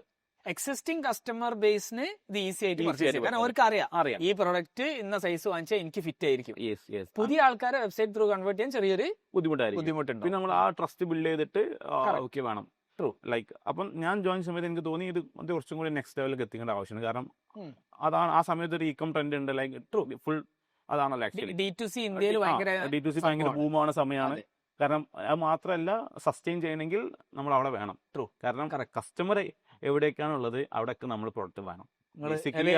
ബേസിക്കലി അതാണ് ഇതിന്റെ സൈക്കോളജി, വേറെ ഒന്നുമില്ല. കാരണം കസ്റ്റമർ എവിടെയൊക്കെ ഉണ്ടോ അവിടെ നമ്മൾ പ്രോഡക്റ്റ് അവൈലബിൾ ആയിരിക്കും, ഈസിലി അവർക്ക് പർച്ചേസ് ചെയ്യാൻ പറ്റണം. Right product at the right time at the right place. Exactly, similar. അപ്പൊ നമ്മൾ ആ സമയത്ത് ചെയ്തതെന്ന് വെച്ചാൽ ഇപ്പൊ ഞാൻ ഒന്നുകൂടി വെബ്സൈറ്റ് റീവാമ്പ് ചെയ്തു. പക്ഷെ ആ സമയത്തും WooCommerce തന്നെ ആയിരുന്നു. അപ്പൊ എനിക്ക് ഷോപ്പിഫൈനെ കുറിച്ച് വലിയ വ്യക്തമായ അറിവില്ലായിരുന്നു. WooCommerce തുടങ്ങി, അതായത് സ്കെയിൽ ചെയ്യുമ്പോൾ ബ്രേക്ക് ആവാൻ തുടങ്ങി. ആസ് യൂഷ്വൽ വെബ്സൈറ്റ് ഡൗൺ ആവും. പിന്നെ എന്തെങ്കിലും പുതിയ ഫീച്ചർ ആഡ് ചെയ്യണമെങ്കിൽ, കാരണം കസ്റ്റമർ ഫീഡ്ബാക്ക് എന്നാണ് നമ്മൾ ഫീച്ചർ ആഡ് ചെയ്യുക. കസ്റ്റമർ ചോദിക്കുമ്പോൾ ഇത് ഉണ്ടായിരുന്നെങ്കിൽ കുറച്ചും കൂടി എളുപ്പമായിരുന്നു. അപ്പൊ നമ്മൾ പണ്ടേ കസ്റ്റമർ ഫീഡ്ബാക്ക് ആണ്, കസ്റ്റമർ ഫീഡ്ബാക്കിൽ അത് വെച്ചിട്ടാണ് ബ്രാൻഡ് ബിൽഡ് ചെയ്തതും. കാരണം കസ്റ്റമർ ഉണ്ടെങ്കിലേ ബ്രാൻഡ് ഉള്ളൂ. ശരിയാണ്. നമ്മൾ കസ്റ്റമറിനെ കൺസിഡർ ചെയ്യാണ്ട് ബ്രാൻഡ് ഉണ്ടാക്കിയിട്ട് കാര്യമില്ല. കസ്റ്റമറിന് വേണ്ട സാധനം, നമുക്ക് വേണ്ട സാധനം കസ്റ്റമറെ കൊണ്ട് എടുപ്പിക്കുന്നതിന് പകരം കസ്റ്റമർക്ക് വേണ്ട സാധനം അവർ വേണ്ട സമയത്ത് കൊടുത്താൽ കുറച്ചും കൂടി ഈസിയാണ്. കസ്റ്റമറും ഉണ്ടാവും, ബ്രാൻഡും ഉണ്ടാവും. അതാണ് ഇതിന്റെ ബേസിക് സൈക്കോളജി. അങ്ങനെയാണ് നമ്മൾ WooCommerce കുറച്ച് ഒരു കൊല്ലം ഓടിച്ചു, അത് വർക്കായില്ല. അങ്ങനെയാണ് 2024 ഷോപ്പിഫൈയിലോട്ട് കൺവേർട്ട് ആവുന്നത്. അതിനുശേഷമാണ് ഷോപ്പിഫൈ എടുക്കാനുള്ള reason. Like WooCommerce same issue ആയിരുന്നു, എന്നും പ്രശ്നങ്ങള്, സ്ലോ ആയി വരുന്നത്. നമുക്ക് തന്നെ അത് ബാക്ക് എൻഡിൽ ഹാൻഡിൽ ചെയ്യാൻ കുറച്ച് ബുദ്ധിമുട്ട്. കാരണം ഇൻഹൗസ് ആയിട്ടായിരുന്നു ബിൽഡ് ചെയ്തത്. അതെങ്ങനെയാ വെച്ചാൽ ഫസ്റ്റ് നമ്മൾ ഓൾറെഡി ഒരു വെബ്സൈറ്റ് ഉണ്ടായിരുന്നല്ലോ, അതിനെ റീവാമ്പ് ചെയ്തത് ഞാൻ തന്നെയാണ് ആക്ച്വലി. അതെന്ന് വെച്ചാൽ വെറുതെ ഒരു എമൗണ്ട് സ്പെൻഡ് ചെയ്യണമെന്ന് വെച്ചാൽ ആദ്യം എന്താണെന്ന് അറിയണല്ലോ. ആദ്യം നമ്മൾ പൈസ മുടക്കൂലല്ലോ. അല്ലല്ലോ. അപ്പൊ നമ്മളൊന്ന് യൂട്യൂബിലൊക്കെ ഒന്ന് നോക്കി WooCommerce ഒക്കെ ഒന്ന് ബെറ്റർ ആക്കി തീമൊക്കെ ഒന്ന് പർച്ചേസ് ചെയ്ത്, അപ്പൊ ഈസിയാണല്ലോ സംഭവം, വലിയ ടെക്നിക് ഒന്നും വേണ്ടല്ലോ. ഒരു 2-3 മണിക്കൂർ യൂട്യൂബിൽ ഇരുന്നാല് നടക്കും. അതെ. അപ്പൊ ഓൾറെഡി WooCommerce ഉണ്ടായത് കൊണ്ട് പിന്നെ വേറെ ഷോപ്പ് ആ സമയത്ത് വേറെ ഒന്നും നമ്മൾ ആലോചിക്കുന്നില്ല. WooCommerce അങ്ങനെയാണ് ഫസ്റ്റ്. പക്ഷെ അതും കുറച്ച് കഴിയുമ്പോഴും നമ്മളെ കയ്യിൽ നിൽക്കുന്നില്ല, ലൈക്ക് സ്പീഡ് ആവുന്നില്ല, സെർവർ ഡൗൺ ആവുക, അതായത് കസ്റ്റമർ ഭയങ്കര സമയം എടുക്കുക, അതായത് പർച്ചേസ് സാധനം ക്ലിക്ക് ചെയ്ത് കാർട്ടിലിട്ട് പർച്ചേസ് ആകുമ്പോൾ ടൈം എടുക്കുക, കസ്റ്റമർ ഫ്രസ്ട്രേറ്റഡ് ആരും നിൽക്കൂല. അപ്പൊ നമ്മൾ എന്ത് ചെയ്തു, അപ്പോഴാണ് പിന്നെ നമ്മൾ കുറച്ചും കൂടി അന്വേഷിച്ചപ്പം പഠിച്ചപ്പോഴാണ് ഷോപ്പിഫൈ എന്ന സംഭവം ഉണ്ട്. അതാണ് ലീഡിങ് B2C ബ്രാൻഡ്സ് എല്ലാം യൂസ് ചെയ്യുന്നത്. ഈസി ടു സ്കെയിൽ ആണ്, ഡൗൺ ടൈം കുറവാണ്, ഈസിയാണ് ഹാൻഡിൽ ചെയ്യാൻ, ഫാസ്റ്റ് ആണ്. അങ്ങനെയാണ് പിന്നെ 2024 നമ്മൾ ഷോപ്പിഫൈയിലോട്ട് മാറുന്നത്. അതിനുശേഷമാണ് ഒരു ബൂം അതിൽ വരുന്നത്. കാരണം ഓൾറെഡി ഉള്ള കസ്റ്റമേഴ്സിന് നമ്മൾ കുറച്ചും കൂടി ആഡൊക്കെ വരുമ്പോൾ അവർ കുറച്ചും കൂടി ഈസിയായി വാങ്ങാൻ, അതേപോലെ പുതിയ കസ്റ്റമേഴ്സിനെ അക്യൂർ ചെയ്യാനും. കാരണം അവർ നമുക്ക് എപ്പോഴും വരുന്ന ഇഷ്യൂ വെച്ചാൽ കസ്റ്റമറിന് ഒരു ഓൾറെഡി നമ്മൾ ഈ എന്താ പറയുക വാട്സപ്പ് മാർക്കറ്റിംഗ് ഒക്കെ ഉണ്ട്, ഈ അബാൻഡൻ കാർട്ടൊക്കെ പോകുമല്ലോ. അപ്പോൾ അവർ ചോദിക്കും ഇത് നമ്മൾ എക്സ്റ്റെൻഡ് ചെയ്യാൻ പറ്റുമോ, സൈസിൽ ഇഷ്യൂ. അപ്പോൾ നമ്മുടെ ടീം വിളിച്ചിട്ട് എങ്ങനെയാണ് സൈസ് കറക്റ്റ് മെഷർ ചെയ്യേണ്ടത്, എന്നിട്ട് ആ മെഷർമെന്റ് എടുത്തിട്ട് നമുക്ക് വേണ്ട സൈസ് അവർക്ക് കൊടുക്കും. ഈ കേസ് ബ്രാസിലൊക്കെ എന്തെങ്കിലും ഇഷ്യൂ അവർക്ക് ഫീൽ ചെയ്യണം, നമ്മൾ ഫ്രീ ആയിട്ട് എക്സ്ചേഞ്ച് കൊടുക്കും അവർക്ക് കസ്റ്റമേഴ്സിന്. കാരണം അങ്ങനെയാണ് കസ്റ്റമർ ബിൽഡ് ചെയ്യാൻ പറ്റുള്ളൂ. ഇതിലുള്ള ഏറ്റവും വലിയ അഡ്വാൻറ്റേജ് അത് വേറൊരു ബ്രാൻഡ് ചെയ്യുന്നു. കാരണം ഞാൻ മനസ്സിലാക്കിയത് ഇന്നർവെയർ ആരും ഇപ്പൊ ബ്രാസിന് എക്സ്ചേഞ്ച് ഉണ്ട്, ആമസോണിൽ എല്ലാ ബ്രാൻഡും കൊടുക്കുന്നുണ്ട്. പാൻറ്റീസിനാണ് എക്സ്ചേഞ്ച് ഇല്ല. പാൻറ്റീസ് കുറച്ചും കൂടി ഇന്റിമേറ്റ് ആയതുകൊണ്ട് അത് ഇപ്പോൾ ആർക്കും എക്സ്ചേഞ്ച് ഇല്ല, നമുക്ക് എക്സ്ചേഞ്ച് ഇല്ല, കാരണം അത് ചെയ്യാൻ പറ്റില്ല. കാരണം ഈ പാൻറ്റീസിൽ അത്ര ബുദ്ധിമുട്ടില്ല ഈ മെഷർമെന്റിന്റെ കാര്യം. ഒരു എക്സലൊക്കെ ആണെങ്കിൽ ഓൾമോസ്റ്റ് ആയിരിക്കും സെയിം ആയിട്ട് വരിക. പക്ഷെ ബ്രാ കുറച്ചും കൂടി കാരണം ഡിഫറെന്റ് ബോഡി ടൈപ്പാണ് വരുന്നത്. ഇപ്പം rough in and around 50+ odd body types India തന്നെ ഉണ്ട്, ലൈക്ക് 50+. അപ്പം അത് കുറച്ച് കോംപ്ലിക്കേറ്റഡ് ആണ്. അപ്പൊ ആ സമയത്ത് നമ്മൾ ചെയ്യുക, അവർ വിളിച്ചിട്ട് കറക്റ്റ് സൈസ് അവർക്ക് പറഞ്ഞു കൊടുത്തിട്ട് അവരെ കൊണ്ട് പർച്ചേസ് ചെയ്യിപ്പിക്കും. ഇൻ കേസ് എന്തെങ്കിലും ഇഷ്യൂ ഉണ്ടെങ്കിൽ നമ്മൾ എക്സ്ചേഞ്ച് ചെയ്യും. ഇതിനൊരു കാരണം എന്താണെന്ന് വെച്ചാൽ വൺസ് ഒരു കസ്റ്റമർ സെറ്റ് ആയാൽ പിന്നെ ലൈഫ് ലോങ് ആണ്. LTV വളരെ കൂടുതലാണ്. യെസ്, അവിടെ നമ്മൾ CAC കുറച്ച് കൂടുതലാണെങ്കിൽ പോലും LTV നമുക്ക് ഭയങ്കര കൂടുതലാണ്. LTV മേലാണ്, അതായത് ഫസ്റ്റ് പർച്ചേസിൽ ചിലപ്പോൾ ലോസ് ആയിരിക്കാം, പക്ഷേ സെക്കൻഡ് ഓർ തേർഡ് പർച്ചേസിൽ maybe you will make some money. Yes, അപ്പം അതാണ് ഓൺലൈനിലെ ബിസിനസ്. ലൈക്ക് അങ്ങനെയാണ് നമ്മൾ കസ്റ്റമേഴ്സിനെ ബിൽഡ് ചെയ്തുകൊണ്ടിരുന്നത്. ടൈം ടേക്കിംഗ് ആണ്, but still that's the only and right way to build customers. Because ഇതിൽ നമുക്ക് ഇത് ഷർട്ടോ പാൻറ്റോ പോലെ അല്ല, കാരണം സൈസ് കറക്റ്റ് അല്ല, കംഫർട്ട് കറക്റ്റ് അല്ലെങ്കിൽ എന്താ പറയാ ഇത് വർക്ക് ആവില്ല. അപ്പൊ അത് ആ ഒരു പോയിന്റ് കറക്റ്റ് ആക്കി കൊടുക്കുക എന്നുള്ളത് മാത്രമാണ് നമ്മുടെ പണി. അത് കറക്റ്റ് ആക്കി കൊടുത്ത് കസ്റ്റമർ ഓക്കെ ആണെങ്കിൽ ഡെഫിനറ്റ്ലി നമ്മളെ എക്സ്പീരിയൻസിൽ പറയാം, റിപ്പീറ്റഡ് ഒരുപാട് വരുന്നുണ്ട്. കുറച്ച് കൂടുതൽ എഫേർട്ട് ഇടേണ്ടി വരും, but it works in the long run. അപ്പം ഇപ്പൊ നമുക്ക് ഇന്ത്യയിലെ എല്ലാ സ്റ്റേറ്റിനും ഓർഡേഴ്സ് വരുന്നുണ്ട്. ബട്ട് സ്റ്റിൽ നമ്മുടെ ഓഫ്ലൈൻ സെയിൽസിന്റെ 1% ഓൺലൈൻ ഉള്ളെങ്കിൽ പോലും ബട്ട് അതാണ് ഇനി നെക്സ്റ്റ് ഒരു ഫേസ് ലിഫ്റ്റ്. ഈ ഓൺലൈൻ ഓഫ്ലൈൻ സെയിൽസിന് ഇൻഫ്ലുവൻസ് ചെയ്യും, പക്ഷെ അത് ടാൻജിബിളി നമുക്ക് കാണിക്കാൻ കുറച്ച് പാടാണ്. അതായത് ഇപ്പൊ നമ്മൾ ഫോർ എക്സാമ്പിൾ ഇതിന് ആഡ് ഓൺലൈനിൽ കാണുന്നു, അവര് ചിലപ്പം ഇത് വാങ്ങിയാൽ കൊള്ളാം, പക്ഷെ സൈസിന് ഇഷ്യൂ ഉണ്ടായിരിക്കും. ഇപ്പൊ എല്ലാ കസ്റ്റമറും മെസ്സേജിന് റിപ്ലൈ ആയിക്കില്ലല്ലോ. അപ്പം ആ കസ്റ്റമർ ഇത് ഷോപ്പുകളിൽ പോയി കാണുമ്പോൾ ഓക്കെ ഇത് ഞാൻ കണ്ടയാടാം, അതൊന്ന് ട്രൈ ചെയ്ത് നോക്കാം. അപ്പം ഇപ്പോൾ എല്ലാ ടെക്സ്റ്റൈൽ ഷോപ്പുകളിലും ഇന്നോവേ ഷോപ്പുകളിലും trial rooms specially for undergarments ഉണ്ട്. പണ്ടതില്ലായിരുന്നു. ഇപ്പം എല്ലാ ഷോപ്പുകളിലും കസ്റ്റമേഴ്സിന് ഏത് ബ്രാൻഡാണോ ഏത് ബ്രാൻഡ് വേണ്ടത് ട്രയൽ ചെയ്ത് നോക്കിയിട്ട് കംഫർട്ടബിൾ ആണെങ്കിൽ മാത്രം പർച്ചേസ് ചെയ്താൽ മതി. അതെല്ലാ ഓപ്ഷനും എല്ലാ ഷോപ്പുകളും ഇപ്പം പ്രൊവൈഡ് ചെയ്യുന്നുണ്ട്. അപ്പം അവർക്ക് അത് അവിടുന്ന് കാണുമ്പോൾ അത് അവിടുന്ന് എടുക്കാം, പർച്ചേസ് ചെയ്യാം, കൊണ്ടുപോകാം. ഓക്കെ, അപ്പൊ നിങ്ങൾ ഈ ഷോപ്പിഫൈ ഐഡന്റിഫൈ ചെയ്തു, പിന്നെ ഷോപ്പിഫൈയിലേക്ക് നിങ്ങൾ തന്നെയാണോ മാറ്റിയത്? എങ്ങനെയാണ്? അല്ല, നമ്മൾ ഏജൻസി ത്രൂ ആണ് ചെയ്തത്. നമ്മൾ അത് ചെയ്യാൻ അറിയുന്ന ആൾക്കാരെ കൊണ്ട് ചെയ്യിപ്പിക്കുക എന്നുള്ളതാണ് അതിന്റെ പരിപാടി. നമ്മളെക്കാട് കഴിവുള്ള ആൾക്കാർ പുറത്തുണ്ട്, അവരെ നമ്മൾ വെറുതെ നമ്മൾ എല്ലാം കൂടെ നമ്മൾ ചെയ്യാൻ നിൽക്കണം. അപ്പം നല്ല ടീമിന് എടുത്ത് കൊടുക്കുക, അത് നല്ല രീതിക്ക് അത് എക്സ്പാൻഡ് ചെയ്യാം. ഞാൻ പഠിപ്പിച്ചതിന് കാര്യം ഉണ്ടായി. ഹാരിസാൻകോ ആണ് നമ്മുടെ വൂകോമേഴ്സ് ഷോപ്പിഫൈയിലോട്ട് കൺവേർട്ട് ചെയ്യിപ്പിച്ചത്. നൈസ്. അപ്പൊ അത് കൺവേർട്ട് ചെയ്തിട്ട് പിന്നെ എന്ത് സംഭവിച്ചു? കൺവേർട്ട് ചെയ്തിട്ട് പിന്നെ ഇതിലിപ്പം നമ്മളൊരു ബൂട്ട് സ്ട്രാപ്പ് കമ്പനി. ആക്ച്വലി നമുക്ക് പുറത്തുനിന്ന് ഫണ്ടിങ് ഇല്ല, വേറെ നമുക്ക് എന്താ പറയുക ഡെപ്ത് കാര്യങ്ങളൊന്നുമില്ല. Like one man company, like we still going like that. അപ്പൊ നമുക്ക് നമ്മൾ ഈ ഓഫ്ലൈൻ ബിസിനസ് ചെയ്ത് തുടങ്ങിയത് കൊണ്ട് നമുക്ക് profitability is very important. Day 1 മുതൽ എന്തായിരിക്കണം, P&L പോസിറ്റീവ് ആയിരിക്കണം, ഗ്രീൻ ആയാൽ മാത്രമേ ടോപ്പ് ലെവലിന് പൈസ അവർക്ക് കൂടുതൽ ഫണ്ട് കിട്ടും. അപ്പൊ ഇത് നമുക്ക് വല്ലാണ്ട് ബേൺ ചെയ്യാൻ പറ്റില്ല. അപ്പം അതുകൊണ്ടാണ് നമ്മളിത് ഇങ്ങനെ കുറച്ചായിട്ട് ഇങ്ങനെ സ്ലോ ആൻഡ് സ്റ്റഡി ആയിട്ട് കൊണ്ടുപോകുന്നത്. അല്ല, ഈ മൂക്കമാസ് ഷോപ്പിഫൈയിലേക്ക് മാറിയപ്പോൾ എന്തെങ്കിലും റവന്യൂ ജമ്പ് ഒബിയസ്ലി എനിക്ക് തോന്നുന്നു 50% പ്ലസ് ജമ്പ് അപ്പൊ തന്നെ വന്നിട്ടുണ്ട്. കാരണം ഓൾറെഡി ആ സെയിം സ്പെൻഡ് തന്നെ, കാരണം കുറച്ചും കൂടി ഈസി ആയി, കുറച്ചും ആൾക്കാരെ കുറച്ചും ഈസിലി അത് കൺവേർഷൻ ചെയ്യാൻ പറ്റുന്നുണ്ട്. കാരണം പിന്നെ നമ്മൾ ഈ കാർട്ടിലും കുറെ ആഡ് ചെയ്തു, പിന്നെ ചെക്കൗട്ടിലും കുറെ ടീമിനെ ആഡ് ചെയ്തു. കുറച്ചും കൂടി ഈസി ആയി. കസ്റ്റമേഴ്സിന് ഇപ്പോൾ അവരെ അഡ്രസ് ഒന്നും അടിക്കാണ്ട് തന്നെ ആ ഓപ്ഷൻ ഒക്കെ ഉണ്ടല്ലോ. കറക്റ്റ്. എനിക്ക് തോന്നുന്നത് ആ സമയത്ത് നിങ്ങൾ ചെയ്തത് കൺവേർഷൻ റേറ്റ് ഒപ്റ്റിമൈസേഷൻ ആണ്. അത് നമ്മൾ അറിഞ്ഞോട് ചെയ്തല്ല, ഷോപ്സിലോട്ട് മാറിയപ്പോൾ തന്നെ ഒബ്വിയസ്ലി അതിൽ ചേഞ്ച് വന്നു. കാരണം കുറച്ചും കൂടി ഈസി ആയി, നമുക്ക് മാനേജ് ചെയ്യാനും ഈസി ആയി, നമ്മൾ ബാക്ക് എൻഡ് ടീമിനും ഈസി ആയി. എനിക്ക് തോന്നുന്നു ഇത് ഒന്നും കൂടി നിങ്ങൾക്ക് കൂട്ടാൻ പറ്റും. ഇപ്പൊ fixmystore.com പോലത്തെ വെബ്സൈറ്റുകളുണ്ട്. അപ്പൊ അത് വെച്ചിട്ട് നിങ്ങൾക്ക് വേണമെങ്കിൽ ഒന്നുകൂടി കൺവേർഷൻ റേറ്റ് എങ്ങനെ കൂട്ടാം. അതായത് എന്തായാലും കസ്റ്റമർ സ്റ്റോറിന്റെ ഉള്ളിൽ വരുന്നില്ലേ, ഈ സ്റ്റോറിന്റെ ഉള്ളിൽ വരുന്ന കസ്റ്റമറെ എങ്ങനെ മാക്സിമം ചെക്കൗട്ടിലേക്ക് എത്തിക്കാം, അല്ലെങ്കിൽ സെയിൽ നടത്തിക്കാം.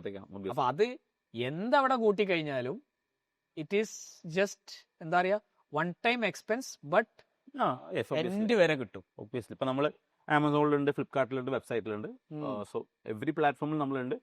ക്യുക്കോമേഴ്സും ട്രൈ ചെയ്ത് നോക്കിയിരുന്നു. ബ്ലിങ്കിറ്റിൽ നമ്മൾ അപ്രൂവൽ കിട്ടി. അവിടെ നമ്മൾ ഇതിന്റെ ബാംഗ്ലൂർ അല്ലെങ്കിൽ ഇവിടെ നാട്ടില് ചെന്നൈയിൽ. അപ്പൊ അതിൽ ഇഷ്യൂ എന്താണെന്ന് വെച്ചാൽ, ഇപ്പൊ നമ്മൾ ബ്രാ ആയതുകൊണ്ട് ഒരു പ്രൊഡക്റ്റ് തന്നെ 5 സൈസ് ഉണ്ടായിരിക്കും. 5 സൈസും മിനിമം ഉണ്ടായിരിക്കും. ഓരോ സൈസിലും 3 കപ്പ് ഉണ്ടായിരിക്കും. സോ 5x3, ഈ ഓരോ സൈസിലും ഓരോ കപ്പിലും 5 കളർ ഉണ്ടായിരിക്കും.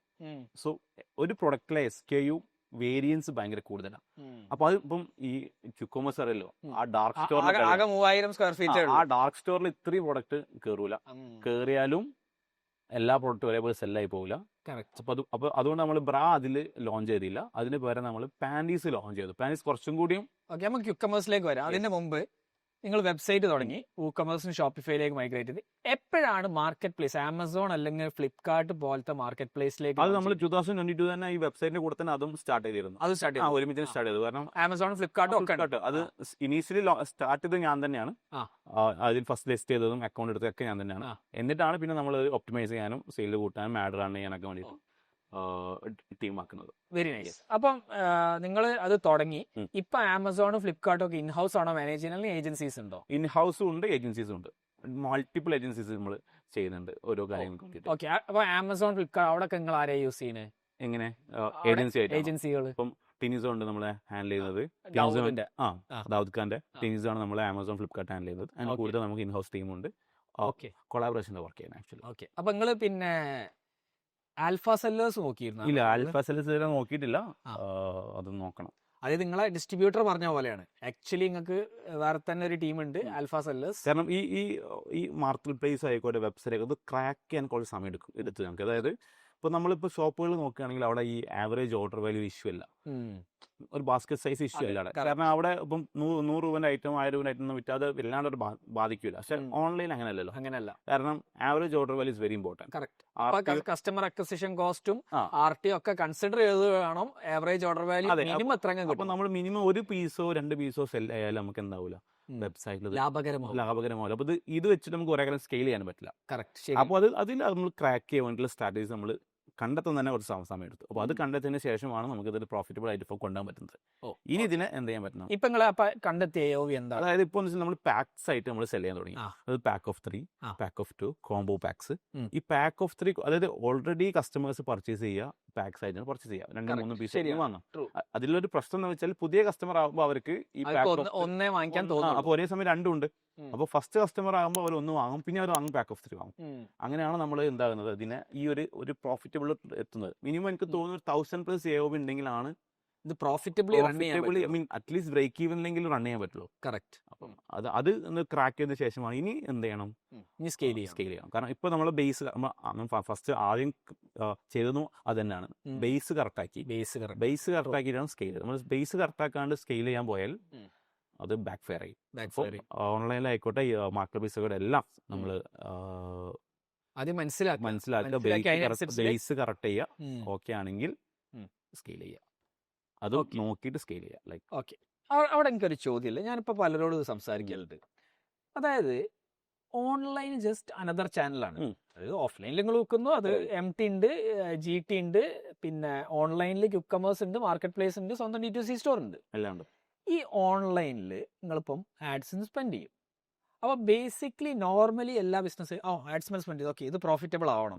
പക്ഷെ അതിന് പകരം നിങ്ങളെ ടോട്ടൽ ബിസിനസിന്റെ ഒരു മാർക്കറ്റിംഗ് എക്സ്പെൻസ് ആയിട്ട് കണ്ടുകൂടെ ഓൺലൈനിനെ? ഇതിപ്പോ നമ്മൾ എടുത്തൊരു instead of considering it as A sales channel. ഇതിലിപ്പോൾ നമ്മൾ എടുത്തൊരു സ്ട്രാറ്റജി എന്ന് വെച്ചാൽ ഇപ്പം ഓൺലൈൻ ആയിക്കോട്ടെ ഓഫ്ലൈൻ ആയിക്കോട്ടെ എല്ലാം ടൈം എടുക്കും. ലൈക്ക് ഇപ്പോൾ ഓഫ്ലൈനിൽ ഇപ്പോൾ നമ്മൾ ഫോർ എക്സാമ്പിൾ പറയുകയാണെങ്കിൽ ഇപ്പം ഓൺലൈനിൽ നമ്മൾ MRP വിൽക്കുക, ഓഫ്ലൈനിൽ നമ്മൾ ഹോൾസെയിൽ പ്രൈസിൽ വിൽക്കുക. ബട്ട് ഓഫ്ലൈനിൽ വിൽക്കുമ്പോൾ ഹോൾസെയിൽ പ്രൈസ് നമ്മൾ കൊടുക്കണം, അവിടെ നമ്മളെ മാർജിൻ പോകും.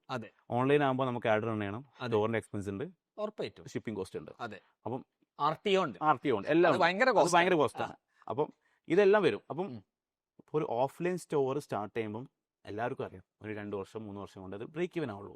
കാരണം അതിൽ നമ്മൾ സ്പെൻഡ് ചെയ്യുന്ന എമൗണ്ട് ROI ആയിട്ട് വരുന്നെങ്കിൽ പോലും അത് 2 to 3 years നമ്മൾ കാണണം. കറക്റ്റ്. ഈ ഒരു കോൺസെപ്റ്റ് തന്നെയാണ് നമ്മൾ ഓൺലൈൻ സ്റ്റോറും കൺസിഡർ ചെയ്യുന്നത്. കാരണം ഇപ്പം അധികം ആൾക്കാരും എനിക്ക് തോന്നുന്നു ചെയ്യുന്ന ഒരു മിസ്റ്റേക്ക് എന്ന് വെച്ചാൽ ഇപ്പൊ നമ്മൾ ഓൺലൈൻ സ്റ്റോർ സ്റ്റാർട്ട് ചെയ്തിട്ട് അതിൽ ആഡ് റൺ ചെയ്യുമ്പോൾ ആ ഡേ 1 മുതൽ തന്നെ അത് പ്രോഫിറ്റബിൾ ആവണമെന്നുള്ളത് അത് ഒരിക്കലും പോസിബിൾ അല്ല. പോസിബിൾ അല്ല. ഇവിടെയാണ് പ്രശ്നം. കാരണം എന്താ, ഒരു ഏജൻസി എന്ന് പറയും നിങ്ങൾക്ക് റോയാസ് നിങ്ങൾക്ക് 1 ഇട്ടാൽ ഞാൻ 3 റുപ്യന്റെ സെയിൽ ഉണ്ടാക്കി തരാം. സംഭവിക്കുന്നത് എന്താ, ഇതൊക്കെ ചെയ്ത് ഒരു 3 മാസം സാധനം ചെയ്യും, സെയിൽസ് വരും. സെയിൽസ് വന്ന് ഇതിന്റെ കൂട്ടത്തിൽ 2 മാസം കഴിയുമ്പോൾ RTO വരും, റിട്ടേൺസ് വരും. ഈ റിട്ടേൺസ് വരുമ്പോൾ ഇതങ്ങോട്ട് ലോസിലേക്ക് പോകും. അങ്ങനെ കുറച്ചൊക്കെ ഇങ്ങനെ സംസാരിച്ച് ഒരു 6 മാസത്തേക്കൊക്കെ നീട്ടിപ്പിടിക്കും. 6 മാസം കഴിയുമ്പോഴത്തേക്കും ഫൗണ്ടർക്ക് മതിയായി ഉണ്ടാവും. കാരണം ഇവിടെ ഫുള്ള് കാശ് പോവാണല്ലോ. തുടങ്ങിയത് ഞങ്ങൾ ഇപ്പൊ പ്രോഫിറ്റബിൾ ആക്കി തരാം, ഡേ 1 തൊട്ട് ഞങ്ങൾ പ്രോഫിറ്റബിൾ പറ്റും ചെയ്യും. ആഡ്സിൽ സാധനം ഇൻവെസ്റ്റ് ചെയ്താൽ മതി. The problem is they are selling A wrong dream. അതായത് ഇത് ഓക്കെ, ഞാൻ ഓൺലൈനിൽ ഒരു സ്റ്റോർ തുടങ്ങി, സ്റ്റോർ ഡേ 1 തൊട്ട് പ്രോഫിറ്റബിൾ ആണ്. 6 മാസം കഴിയുമ്പോഴാണ് മനസ്സിലാക്കുന്നത് ഇത് ലോസിലോടുന്ന സ്റ്റോർ ആണല്ലോ. അപ്പൊ നിങ്ങൾ ആ കേസിൽ അപ്പൊ എന്താണ് നിങ്ങളൊരു ഐഡിയൽ സെനാരിയോ? അപ്പൊ ഇതില് ഫസ്റ്റ് ഓഫ് ഓൾ ഇപ്പൊ ഫാദർ ആയിക്കോട്ടെ, ഫാദറിന്റെ അടുത്തുനിന്ന് ഒരു പോസിറ്റീവ് നോഡ് കിട്ടിയോണ്ടാണ് ഇത് ചെയ്യാൻ പറ്റുന്നത്. ഫാദർ അതിൽ വളരെ ഓപ്പൺ. അതായത് ഇതൊരു പുതിയ ഒരു ഏരിയ. അപ്പൊ നമുക്ക് very strong in GT MT ഒക്കെ. നമുക്ക് വെരി ഗുഡ് ടീം ഉണ്ട്. അതായത് നമ്മളെങ്കാട് കൂടുതൽ അറിവും എന്താ പറയാ എക്സ്പീരിയൻസ് ഒക്കെ ഉള്ള ടീം ഉണ്ട്. അപ്പൊ അതിൽ നമ്മളെങ്കാട് വൃത്തിയിൽ അവര് ഓടിച്ചോളും. പിന്നെ നമ്മൾ അതിൽ കൊണ്ടുപോയിക്കാണ്ട് ഇടപെട്ടുകാണ്ട് നശിക്കേണ്ട ആവശ്യമില്ല. നമ്മൾ ഓൾറെഡി നമുക്ക് സ്ട്രോങ് ഇല്ലാത്ത, നമ്മൾ പ്രസൻസ് ഇല്ലാത്ത ഒരു ഏരിയ ആണ് ഈ ഇ-കോം. ഇതില് എക്സ്പോണൻഷ്യൽ ആയിട്ടുള്ള ഗ്രോത്തിന് ഓപ്പർച്യൂണിറ്റി ഉണ്ട്. സ്കെയിൽ ചെയ്യാൻ പറ്റുന്ന ഒരു മേഖലയാണ്. എത്ര വേണമെങ്കിൽ സ്കെയിൽ ചെയ്യാം. അത്രയും പോപ്പുലേഷൻ നമുക്ക് ഇന്ത്യയിലുണ്ട്. അപ്പം അതില് ഞാൻ വരുന്നത് വരെ അതിലില്ല. അതിലും ഉണ്ടാവാന്നുള്ളത് നമുക്ക് ഇമ്പോർട്ടന്റ് കൂടിയാണ്. കാരണം ഇത് ഇന്നല്ലെങ്കിൽ ഒരു 3-4 വർഷമുള്ളിൽ അതിലില്ലെങ്കിൽ നമ്മൾ ഇറലവന്റ് ആയിപ്പോ. ഔട്ട് ഓഫ് ദ ഗെയിം മാത്രമല്ല, കസ്റ്റമർ നമ്മളെ ഓർക്കും കൂടി വരില്ല. എങ്ങോട്ടൊക്കെ ആണോ ഇത് പോകുന്നത് നമുക്ക് ഏകദേശം എല്ലാവർക്കും മനസ്സിലായിട്ട്. എവിടെയാണോ കസ്റ്റമർ ഉള്ളത്, ഇവന്തോ ക്വിക്കോം ആയിക്കോട്ടെ, ഇ-കോം ആയിക്കോട്ടെ, എന്തായിക്കോട്ടെ, കസ്റ്റമർ എവിടെയാണോ ഉള്ളത് അവിടെ നമ്മുടെ പ്രോഡക്റ്റ് ഉണ്ടാവുന്നുള്ളതാണ് ബേസിക് സൈക്കോളജി അല്ലെ. അപ്പൊ കസ്റ്റമർ ഇ-കോമിൽ ഒരു വലിയ സമൂഹം അതിലുണ്ട്. ഇപ്പൊ ഇ-കോമിൽ വാങ്ങുന്ന ആൾക്കാർ ഇ-കോമിൽ വാങ്ങുന്നുള്ളൂ, ഷോപ്പിൽ നിന്ന് വാങ്ങുന്നത് ഷോപ്പിൽ നിന്ന് വാങ്ങുന്നുണ്ട്. എല്ലാ സെഗ്മെന്റ് ഷോപ്പുകൾക്കും സെഗ്മെന്റിലും കസ്റ്റമർ ഉണ്ട്. കാരണം അതാണ് നമ്മുടെ രാജ്യത്തിന്റെ ഒരു സ്ട്രെങ്ത്തും. കാരണം ഇപ്പം ഷോപ്പ് ആയിക്കോട്ടെ, ഇ-കോം ആയിക്കോട്ടെ, എവരിത്തിങ് പ്രോഫിറ്റബിൾ ആയിട്ട് റൺ ചെയ്യാനുള്ള സിസ്റ്റം ഉണ്ട് ഇവിടെ, അതിനുള്ള പോപ്പുലേഷൻ ഉണ്ട്. അപ്പം ആ ഒരു പോസിറ്റീവ് നോഡ് ഫാദറിന്റെ അടുത്ത് നിന്ന് ഫൗണ്ടറിന്റെ അടുത്ത് കിട്ടിയോണ്ടാണ് എനിക്ക് എന്ത് ചെയ്യാൻ പറ്റുന്നത്, ഇതിൽ ഇൻവെസ്റ്റ് ചെയ്യാൻ പറ്റുന്നത്. കാരണം ഫാദറിനും അറിയാം ഇത് ഇന്ന് ഇൻവെസ്റ്റ് ചെയ്താൽ 4-5 മാസം കൊണ്ട് പുറത്ത് വരില്ല എന്നുള്ളത്. ഇത് 2 to 3 അല്ലെങ്കിൽ ഏത് ബിസിനസ്സിലാണ് 4-5 മാസം കൊണ്ട് പുറത്ത് വരിക? അത് ഒരിക്കലും വരില്ല. അത് നമ്മള് എല്ലാം ഒരു ലോങ് ടേം ആണ് ഗെയിം. ലോങ് ടൈം ഗെയിം കളിക്കുമ്പോൾ മാത്രമേ ഇതിൽ നമുക്ക് സസ്റ്റെയിൻ ചെയ്യാൻ പറ്റുള്ളൂ. ഒരു പരിപാടിയും ഷോർട്ട് ടേമിൽ നിൽക്കില്ല. അപ്പൊ ഷോർട്ട് ടൈം പ്ലാൻ ചെയ്ത് നമ്മൾ പോയിട്ട് കാര്യമില്ല. എപ്പോഴും നമ്മൾ 2030 പ്ലാൻ, 2035 പ്ലാൻ അങ്ങനെ നമ്മൾക്ക് പോകുന്നത്. കാരണം ലോങ് ടൈമിൽ അത് വിഷൻ ചെയ്യാൻ പറ്റുള്ളൂ. അപ്പോൾ ഫാദറിന് കറക്റ്റ് വ്യക്തമായിട്ട് ബോധമുണ്ട്. അതായത് ഇത് ഒരു 5-4 വർഷം കൊണ്ട് മാത്രമായിരിക്കും ഇതൊരു സസ്റ്റൈനബിൾ ആയി കിട്ടുള്ളൂ. പക്ഷെ അത് 5 വർഷം കഴിഞ്ഞിട്ട് സസ്റ്റൈനബിൾ ആവണമെങ്കിൽ ഇപ്പൊ സ്റ്റാർട്ട് ചെയ്യണം. ഇപ്പൊ അതിൽ ഇൻവെസ്റ്റ് ചെയ്യണം. അപ്പം നമ്മളിതൊരു പെയ്ഡ് ഡിസ്ട്രിബ്യൂഷൻ ആയിട്ട് നമ്മളിത് കാണുന്നത്. അതായത് പെയ്ഡ് ആയിട്ട് നമ്മൾ പ്രോഡക്റ്റ് നമ്മൾ ഡിസ്ട്രിബ്യൂട്ട് ചെയ്യുന്നു. അത് എക്സാക്ട്ലി ഒരു മാർക്കറ്റിംഗ് പോലെ. അത് ഞാൻ പറഞ്ഞ പോലെ തന്നെയാണ്. അത് നിങ്ങളൊരു എക്സ്പെൻസ് ആയിട്ടാണ് ഓൺലൈനിൽ തൽക്കാലം കാണുന്നത്. അതായത് P&L ആവും, പക്ഷെ നമ്മളത് മാർക്കറ്റിംഗ് സ്പെൻഡിലെ ഒരു പെർസെന്റേജ് എടുത്തിട്ടാണ് ഇപ്പൊ കറന്റ് റൺ ചെയ്യുന്നത്. അതുകൊണ്ട് നമുക്ക് എന്തില്ല, ഓൾ ടുഗദർ P&L നോക്കുമ്പോൾ ഇതൊരു മേർഡർ ആയിട്ട് കാണൂല. അല്ലെങ്കിൽ ഇതൊരു ഇതൊരു ലോസ് മേക്കിംഗ് ഔട്ട്ലെറ്റ് ആണ്, ലെറ്റ്സ് ക്ലോസ് ഇറ്റ് ഡൗൺ എന്ന് തീരുമാനിക്കും. അങ്ങനെ വരും. പക്ഷെ ഇതിലുള്ള ഫ്യൂച്ചർ ഇപ്പം സാധാരണ അറിയുന്നത് കൊണ്ടും ഞാനത് പറയുമ്പോൾ അത് വിശ്വസിക്കുന്നത് കൊണ്ടാണ് ഇത് ചെയ്യാൻ പറ്റുന്നത്. ട്രൂ. അതാണ് ഏറ്റവും വലിയ ഇമ്പോർട്ടന്റ്. കാരണം നമ്മളിപ്പം ഒരു കാര്യം പറയുമ്പോൾ അത് ആക്സെപ്റ്റ് ചെയ്യാൻ പറ്റുന്നുണ്ട്. നമ്മൾ സെക്കൻഡ് ജനറേഷൻ ആണ്, നമ്മൾ അങ്ങനെയൊക്കെ പറഞ്ഞു പോയാലും ഇത് നമ്മളൊരു കാര്യം പറയുമ്പോൾ അത് കൺസിഡർ ചെയ്യാനും അതിന് അപ്രൂവൽ തരാനും ഒക്കെ ഒരു ഇതാണല്ലോ. അപ്പൊ അത് ഉണ്ടായത് കൊണ്ട് മാത്രമാണ് ഇത് ചെയ്യാൻ പറ്റുന്നത്. അപ്പൊ നിങ്ങൾ ഓൾറെഡി അങ്ങനെ ആ മോഡിലാണ് ഓപ്പറേറ്റ് ചെയ്യുന്നത്. ഒരുപാട് ആൾക്കാരുണ്ട്. അതായത് ഷാൻ പറഞ്ഞ പോലെ 6 മാസം ഓടിക്കും, പ്രോഫിറ്റ് എല്ലാം ക്ലോസ് ചെയ്യും. ഇപ്പൊ നമുക്കിപ്പോ ഈ മെറ്റ ആഡ്സ് കയറിയാൽ അറിയാം ആരൊക്കെ ആഡ് നമ്മളൊക്കെ നോക്കുമ്പോൾ നമുക്കറിയാം 6 മാസം മുന്നേ ഫുൾ ഓൺ സ്പെൻഡ് ചെയ്യും, ഒന്നും പറയാൻ നടക്കില്ല, 6 മാസത്തിന് മൊത്തത്തിൽ അടിച്ചു കൂട്ടും. അപ്പൊ അതിന് പകരം ഒരു സ്ട്രാറ്റജി ബിൽഡ് ചെയ്തിട്ട് അതനുസരിച്ച് സ്കെയിൽ ചെയ്ത് കൊണ്ടുപോയാൽ ഒബ്വിയസ്ലി ഇറ്റ് വിൽ വർക്ക്. നമ്മുടെ പ്രൊഡക്റ്റ് നല്ലതാണ്. ഓൾറെഡി നമ്മൾ ഓഫ്ലൈനിൽ പ്രൂവ് ചെയ്തതാണ്. നമുക്ക് കസ്റ്റമേഴ്സ് ഉണ്ട്, ഡെഫിറ്റ് കസ്റ്റമേഴ്സ് ഉണ്ട്, സെയിൽസ് വരുന്നുണ്ട്. ആ സെയിം സാധനം എന്തായാലും ഓൺലൈനും ഉണ്ടാവണല്ലോ. അതായത് നിങ്ങൾ ഓൾറെഡി പ്രൊഡക്റ്റ് എസ്റ്റാബ്ലിഷ്ഡ് ആണ്, നിങ്ങൾക്ക് എക്സിസ്റ്റിംഗ് കസ്റ്റമേഴ്സ് റിട്ടേൺ ഉണ്ട്, നിങ്ങൾക്ക് നല്ല കസ്റ്റമർ സർവീസ് കൊടുക്കാനും അറിയാം. then it is just a matter of getting to more customers. Okay, അപ്പൊ നിങ്ങൾ പിന്നെ ആമസോൺ ലിസ്റ്റ് ചെയ്തു, ഫ്ലിപ്കാർട്ട് ലിസ്റ്റ് ചെയ്തു, D2C, സ്വന്തം D2C എന്നാണ് ലൈൻ പറയപ്പെടുന്നത്. പക്ഷെ അൾട്ടിമേറ്റ്ലി എല്ലാം D2C തന്നെയാണ്. പക്ഷെ കസ്റ്റമർ ഡയറക്ട്ലി വാങ്ങിക്കുന്ന സ്ഥലങ്ങൾ. അപ്പം ഇത് ചെയ്തു. ഇപ്പം ഒരു പെർസെന്റേജ് അലൊക്കേറ്റ് ചെയ്യുകയാണെങ്കിൽ എന്താണ് നിങ്ങളൊരു അലൊക്കേറ്റ് ചെയ്യും? മാർക്കറ്റ് പ്ലേസ് ആണോ അല്ലെങ്കിൽ സ്വന്തം വെബ്സൈറ്റ് ആണോ? അല്ല, സ്പെൻഡ് അല്ല, സെയിൽസ് എവിടെയാണ് ഏറ്റവും കൂടുതൽ? സെയിൽസ് ഇപ്പൊ നമുക്ക് നമ്മൾ ഓൺലൈൻ സെയിൽസിന്റെ 50% നടക്കുന്നത്, 60% നടക്കുന്നതും നമ്മൾ ഓൺ വെബ്സൈറ്റിലാണ്. കാരണം അതിലാണ് നമ്മൾ കൂടുതൽ സ്പെൻഡ് ചെയ്യുന്നതും അതിലാണ് നമ്മൾ കൂടുതൽ കസ്റ്റമറിന് ഒരു ഇത് കൊടുക്കുന്നതും, എന്താ പറയാ, അവർക്കുള്ള എക്സ്പീരിയൻസ് കൊടുക്കുന്നതൊക്കെ നമ്മൾ വെബ്സൈറ്റിലാണ്. കാരണം കസ്റ്റമർ ഡാറ്റ കിട്ടുന്നതും നമുക്ക് നമ്മുടെ വെബ്സൈറ്റിലാണ്. ആമസോണിൽ നമുക്ക് അവരുടെ ഡാറ്റ കിട്ടില്ല. കസ്റ്റമർ ഡാറ്റ കിട്ടുന്നതുകൊണ്ടും ഏതൊരു കസ്റ്റമറാണ് കാർട്ടിൽ വെച്ചിട്ട് അബാൻഡിൽ പോകുന്നതും ഒക്കെ നമുക്ക് അറിയുന്നുണ്ട്. അവരെ നമ്മൾ നേരിട്ട് വിളിച്ച് കൺവേർട്ട് ചെയ്യുന്നതൊക്കെയാണ് നമ്മുടെ സെയിൽസ് കൂടുതൽ വെബ്സൈറ്റ് നടന്നത്. അത് നമ്മൾ ആമസോണിൽ എന്താണെന്ന് വെച്ചാൽ നമ്മളത് കൂടുതൽ ഫോക്കസിങ് ആയിട്ട് വരുന്നതേ ഉള്ളൂ.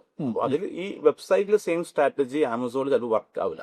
ഇതിൽ നമ്മൾ ചെയ്യുന്ന ഒരു മെയിൻ ആക്ടിവിറ്റി എന്താണെന്ന് വെച്ചാൽ നമ്മൾ എവിടെയും ഓഫേഴ്സ് ഇടാറില്ല. അതിലൊരു കാരണം നമ്മുടെ പ്രൈസ് നമ്മൾ അത്രയും പക്കയായിട്ടാണ് പ്രൈസ് വെച്ചിട്ടുള്ളത്. കാരണം നമ്മളൊരു 1000 രൂപ എക്കണോമിക്കൽ പ്രൈസിംഗ്. അതായത് ഇപ്പൊ നമ്മൾ മേജോറിറ്റി ഓഫ് നമ്മൾ സെയിൽസ് നടക്കുന്നത് ഓഫ്ലൈനിലാണ്. അവിടെ ഇങ്ങനത്തെ ഓഫേഴ്സും കാര്യങ്ങളൊന്നും ഇല്ല. കസ്റ്റമറിന് ഏറ്റവും അഫോർഡബിൾ ആയിട്ടുള്ള പ്രൊഡക്റ്റും ഏറ്റവും അഫോർഡബിൾ പ്രൈസിലും ഓഫ്ലൈനിൽ നമ്മൾ കൊടുക്കുന്നത്. ആ പ്രൈസ് നമ്മൾ ഓൺലൈനിൽ കൊടുക്കുന്നത്. അപ്പൊ അവിടെ നമ്മൾ എന്ത് ചെയ്യാൻ പറ്റില്ല, നമുക്ക് വീണ്ടും ഡിസ്കൗണ്ട് ചെയ്യാൻ പറ്റില്ല. അപ്പൊ മാത്രമല്ല പിന്നെ നമ്മൾ വെറുതെ 100 രൂപ 500 രൂപ കയറ്റി വെച്ചിട്ട് കുറയ്ക്കുന്നതിലും അർത്ഥമല്ല. ഇതാണ് കുറെ ചെയ്യുന്നതല്ലാരും. അത് ഗിമ്മിക്കാണ്. അത് എനിക്ക് കസ്റ്റമേഴ്സിനും അറിയാം ഏത് ഇത് വില കൂട്ടി വെച്ചിട്ടാണ് വില കുറയ്ക്കുന്നത്. അപ്പൊ നമ്മൾ ആ ഒരു പ്രൈസ് പോയിന്റ് നമുക്ക് ബ്രേക്ക് ചെയ്യാൻ പറ്റുന്നതാണ് നമ്മൾ ആമസോണിൽ എന്താ പറയാ ഹെവിലി സ്പെൻഡ് ചെയ്യാത്തത്. കാരണം ഓഫേഴ്സ് ഉള്ളതാണ് കൂടുതൽ ആമസോൺ മനസ്സിലായി ചെയ്യാം. അപ്പൊ നമ്മളെ പ്രൈസ് പോയിന്റ് നമ്മൾ ക്രാക്ക് ചെയ്താണ് ആക്ച്വലി. അപ്പൊ അതിൽ നമുക്ക് കൂട്ടാൻ പറ്റില്ല. അപ്പം അത് കറക്റ്റ് ആയിട്ട് കൊടുക്കുക എന്നുള്ളതാണ് നമ്മുടെ കൺസേൺ. ഓക്കെ, അപ്പൊ വേറൊരു കാര്യം, ഇപ്പം നിങ്ങൾക്ക് ആ സ്വന്തം വെബ്സൈറ്റിൽ എക്സ്പീരിയൻസ് കൊടുക്കുമ്പോൾ നിങ്ങൾക്ക് കറക്റ്റ് സൈസിങ് എങ്ങനെയാ കാര്യങ്ങളൊക്കെ, പക്ഷെ കസ്റ്റമർ ചിലപ്പോൾ ഓഫ്ലൈനിൽ പോയി ഇത് വാങ്ങിക്കില്ല. ഇത് എപ്പോഴെങ്കിലും മെഷർ ചെയ്യാൻ ശ്രമിച്ചിട്ടുണ്ട്? അതായത് ഓൺലൈൻ്റെ ഇമ്പാക്ട്, വാട്ട് ഈസ് യുവർ ഓൺലൈനിലാണ് നിങ്ങൾ സ്പെൻഡ് ചെയ്യുന്നത്, ഓൺലൈനിൽ സ്വന്തം വെബ്സൈറ്റിൽ സ്പെൻഡ് ചെയ്യുന്നു, അതിന്റെ ഇമ്പാക്ട് ആമസോണിൽ എത്ര ഉണ്ട് അല്ലെങ്കിൽ ഓഫ്ലൈനിൽ എത്ര ഉണ്ട്? ഇത് എപ്പോഴെങ്കിലും മെഷർ ചെയ്യാൻ ശ്രമിച്ചു? അത് നമുക്ക് ഈ ആമസോണിൽ എത്ര ഉണ്ടെന്ന് ഇതുവരെ മെഷർ ചെയ്യാൻ പറ്റിയിട്ടില്ല. അത് 1-2 കേസിൽ മാത്രം കസ്റ്റമർ ചോദിച്ചിട്ടുണ്ട്, ലൈക്ക് ഇത് ആമസോണിൽ അവൈലബിൾ ആണോ എന്നുള്ളത്. കാരണം അവർ കുറച്ചും ട്രസ്റ്റ് ഉള്ളത് ആമസോണിൽ. കറക്റ്റ്, അവർക്ക് പെട്ടെന്ന് കിട്ടുമല്ലോ. ഇപ്പം നമ്മൾ അറിയാത്തൊരു ഒരു കസ്റ്റമർ ആണ്, ഇപ്പം കേരളത്തിന് പുറത്തുള്ള കസ്റ്റമർ ആണെങ്കിൽ അവർ ആദ്യം നോക്കും, ഓക്കെ ഫൈൻ, ഇത് ആമസോണിലും കൂടി ഉണ്ടെങ്കിൽ അവർക്ക് ട്രസ്റ്റ് ഉണ്ടാവും. അങ്ങനെ നമുക്ക് 2-3 പ്രാവശ്യം കൺവേർഷൻ വന്നിട്ടുണ്ട്. അതിൽ കൂടെ നമുക്ക് ഈ ഓഫ്ലൈനിൽ കൺവേർഷൻ ഒരുപാട് വന്നിട്ടുണ്ട്. കാരണം നമ്മളെ വെബ്സൈറ്റ് കണ്ടിട്ട് കസ്റ്റമർ ചോദിക്കും, നിങ്ങൾ കേരളത്തിൽ ഇന്ന സ്ഥലത്ത് എവിടെയൊക്കെ ഉള്ളത്. അപ്പൊ നമ്മുടെ ടീം ആ ഏരിയയിലുള്ള എല്ലാ നമ്മൾ പ്രോഡക്റ്റ് അവരുടെ ഷോപ്പിന് ലിസ്റ്റ് കൊടുക്കും. എന്നിട്ട് അവർ ആ ഷോപ്പിൽ പോയി പർച്ചേസ് ചെയ്യും. അങ്ങനെ കുറെ കേസ് നമുക്ക് ഉണ്ടായിട്ടുണ്ട്. കാരണം കസ്റ്റമർ ചിലപ്പം അപ്പൊ തന്നെ വേണ്ടി വരും. കണ്ടൊന്ന് ഫീൽ ചെയ്യേണ്ടി വരും, ട്രൈ ചെയ്ത് നോക്കണം. അപ്പൊ ചോദിക്കും, ഞാൻ ഇന്ന ഏരിയ ഉണ്ട് സ്ഥലം, അപ്പൊ ഇവിടെ എവിടെ നിങ്ങൾ പ്രൊഡക്റ്റ് ഉള്ളത്. അപ്പൊ നമ്മൾ ആ ഏരിയയിലുള്ള ലൊക്കേഷനിലുള്ള പ്രോഡക്റ്റ് ഷോപ്പിന്റെ ലിസ്റ്റ് അവർക്ക് അയച്ചു കൊടുക്കും. അവർ എന്നിട്ട് ചില കസ്റ്റമേഴ്സ് ആ ഷോപ്പിൽ ഇത് നമ്മൾ വിളിച്ചിട്ടുണ്ട്, ഈ പ്രോഡക്റ്റിന്റെ പേരെന്താണ്, അവർക്ക് പ്രോഡക്റ്റ് കണ്ടുള്ളൂ. അപ്പൊ അവരെ ചോദിക്കുമ്പോൾ അത് അവിടെ ഉണ്ടായിരുന്നു. അങ്ങനെ നമുക്ക് കുറച്ച് കേസ്. അതായത് ഷോപ്സ് നിങ്ങളെ സ്വന്തം ഔട്ട്ലെറ്റ് അല്ല, നിങ്ങൾ വെച്ച സാധനം വെച്ച പ്രൊഡക്ട്സ് അവൈലബിൾ ആയിട്ടുള്ള ഔട്ട്ലെറ്റ്സ് ഉണ്ടായിരിക്കും. ഡിഫറെന്റ് ഷോപ്സ് ഉണ്ടായില്ല. നൈസ്. ഇത് തന്നെ നിങ്ങൾക്ക് എന്നാലും വെബ്സൈറ്റിൽ കൊടുത്തൂടെ, അവൈലബിൾ ഇൻ ദീസ് സ്റ്റോഴ്സ് എന്നുള്ളത്? അങ്ങനെ ഒരുപാട് ഷോപ്സ് ഉണ്ടായതുകൊണ്ട് കറന്റ്ലി സെല്ലിംഗ് അറ്റ് 2000+ ഷോപ്സ്. എല്ലാം ലിസ്റ്റ് കൊടുക്കുമ്പോൾ ബുദ്ധിമുട്ടായതുകൊണ്ടാണ് ചെയ്യാറ്. അല്ല ലിസ്റ്റ് ഏരിയ വൈസ് സോർട്ട് ചെയ്താൽ മതി. തോന്നുന്നു അത് ഒരു ഓപ്ഷൻ ആണ് ഇത് ചെയ്യാൻ പറ്റും. ഇപ്പൊ നമ്മൾ കറന്റ് സെല് ചെയ്യുന്ന ഷോപ്പുകളുടെ ലിസ്റ്റ് നമുക്ക് നമ്മുടെ വെബ്സൈറ്റിൽ കസ്റ്റമർ കുറച്ചുകൂടി ഈസി ആയിരിക്കും. അത് നിങ്ങളെ ഷോപ്പിനും കൂടുതൽ സെയിൽസ് കിട്ടും. ഒബ്വിയസ്ലി സ്റ്റേറ്റ് വൈസ് അല്ലെ ഏരിയ വൈസ് ലിസ്റ്റ് ചെയ്താൽ മതി. സ്റ്റേറ്റ് വൈസും എല്ലാം ചെയ്യാൻ പറ്റും. ഓപ്ഷൻ ഉണ്ടല്ലോ. ഓക്കെ, അതിനുള്ള ബില്ല് ഞാൻ വേറെ തരാം. Okay, no problem.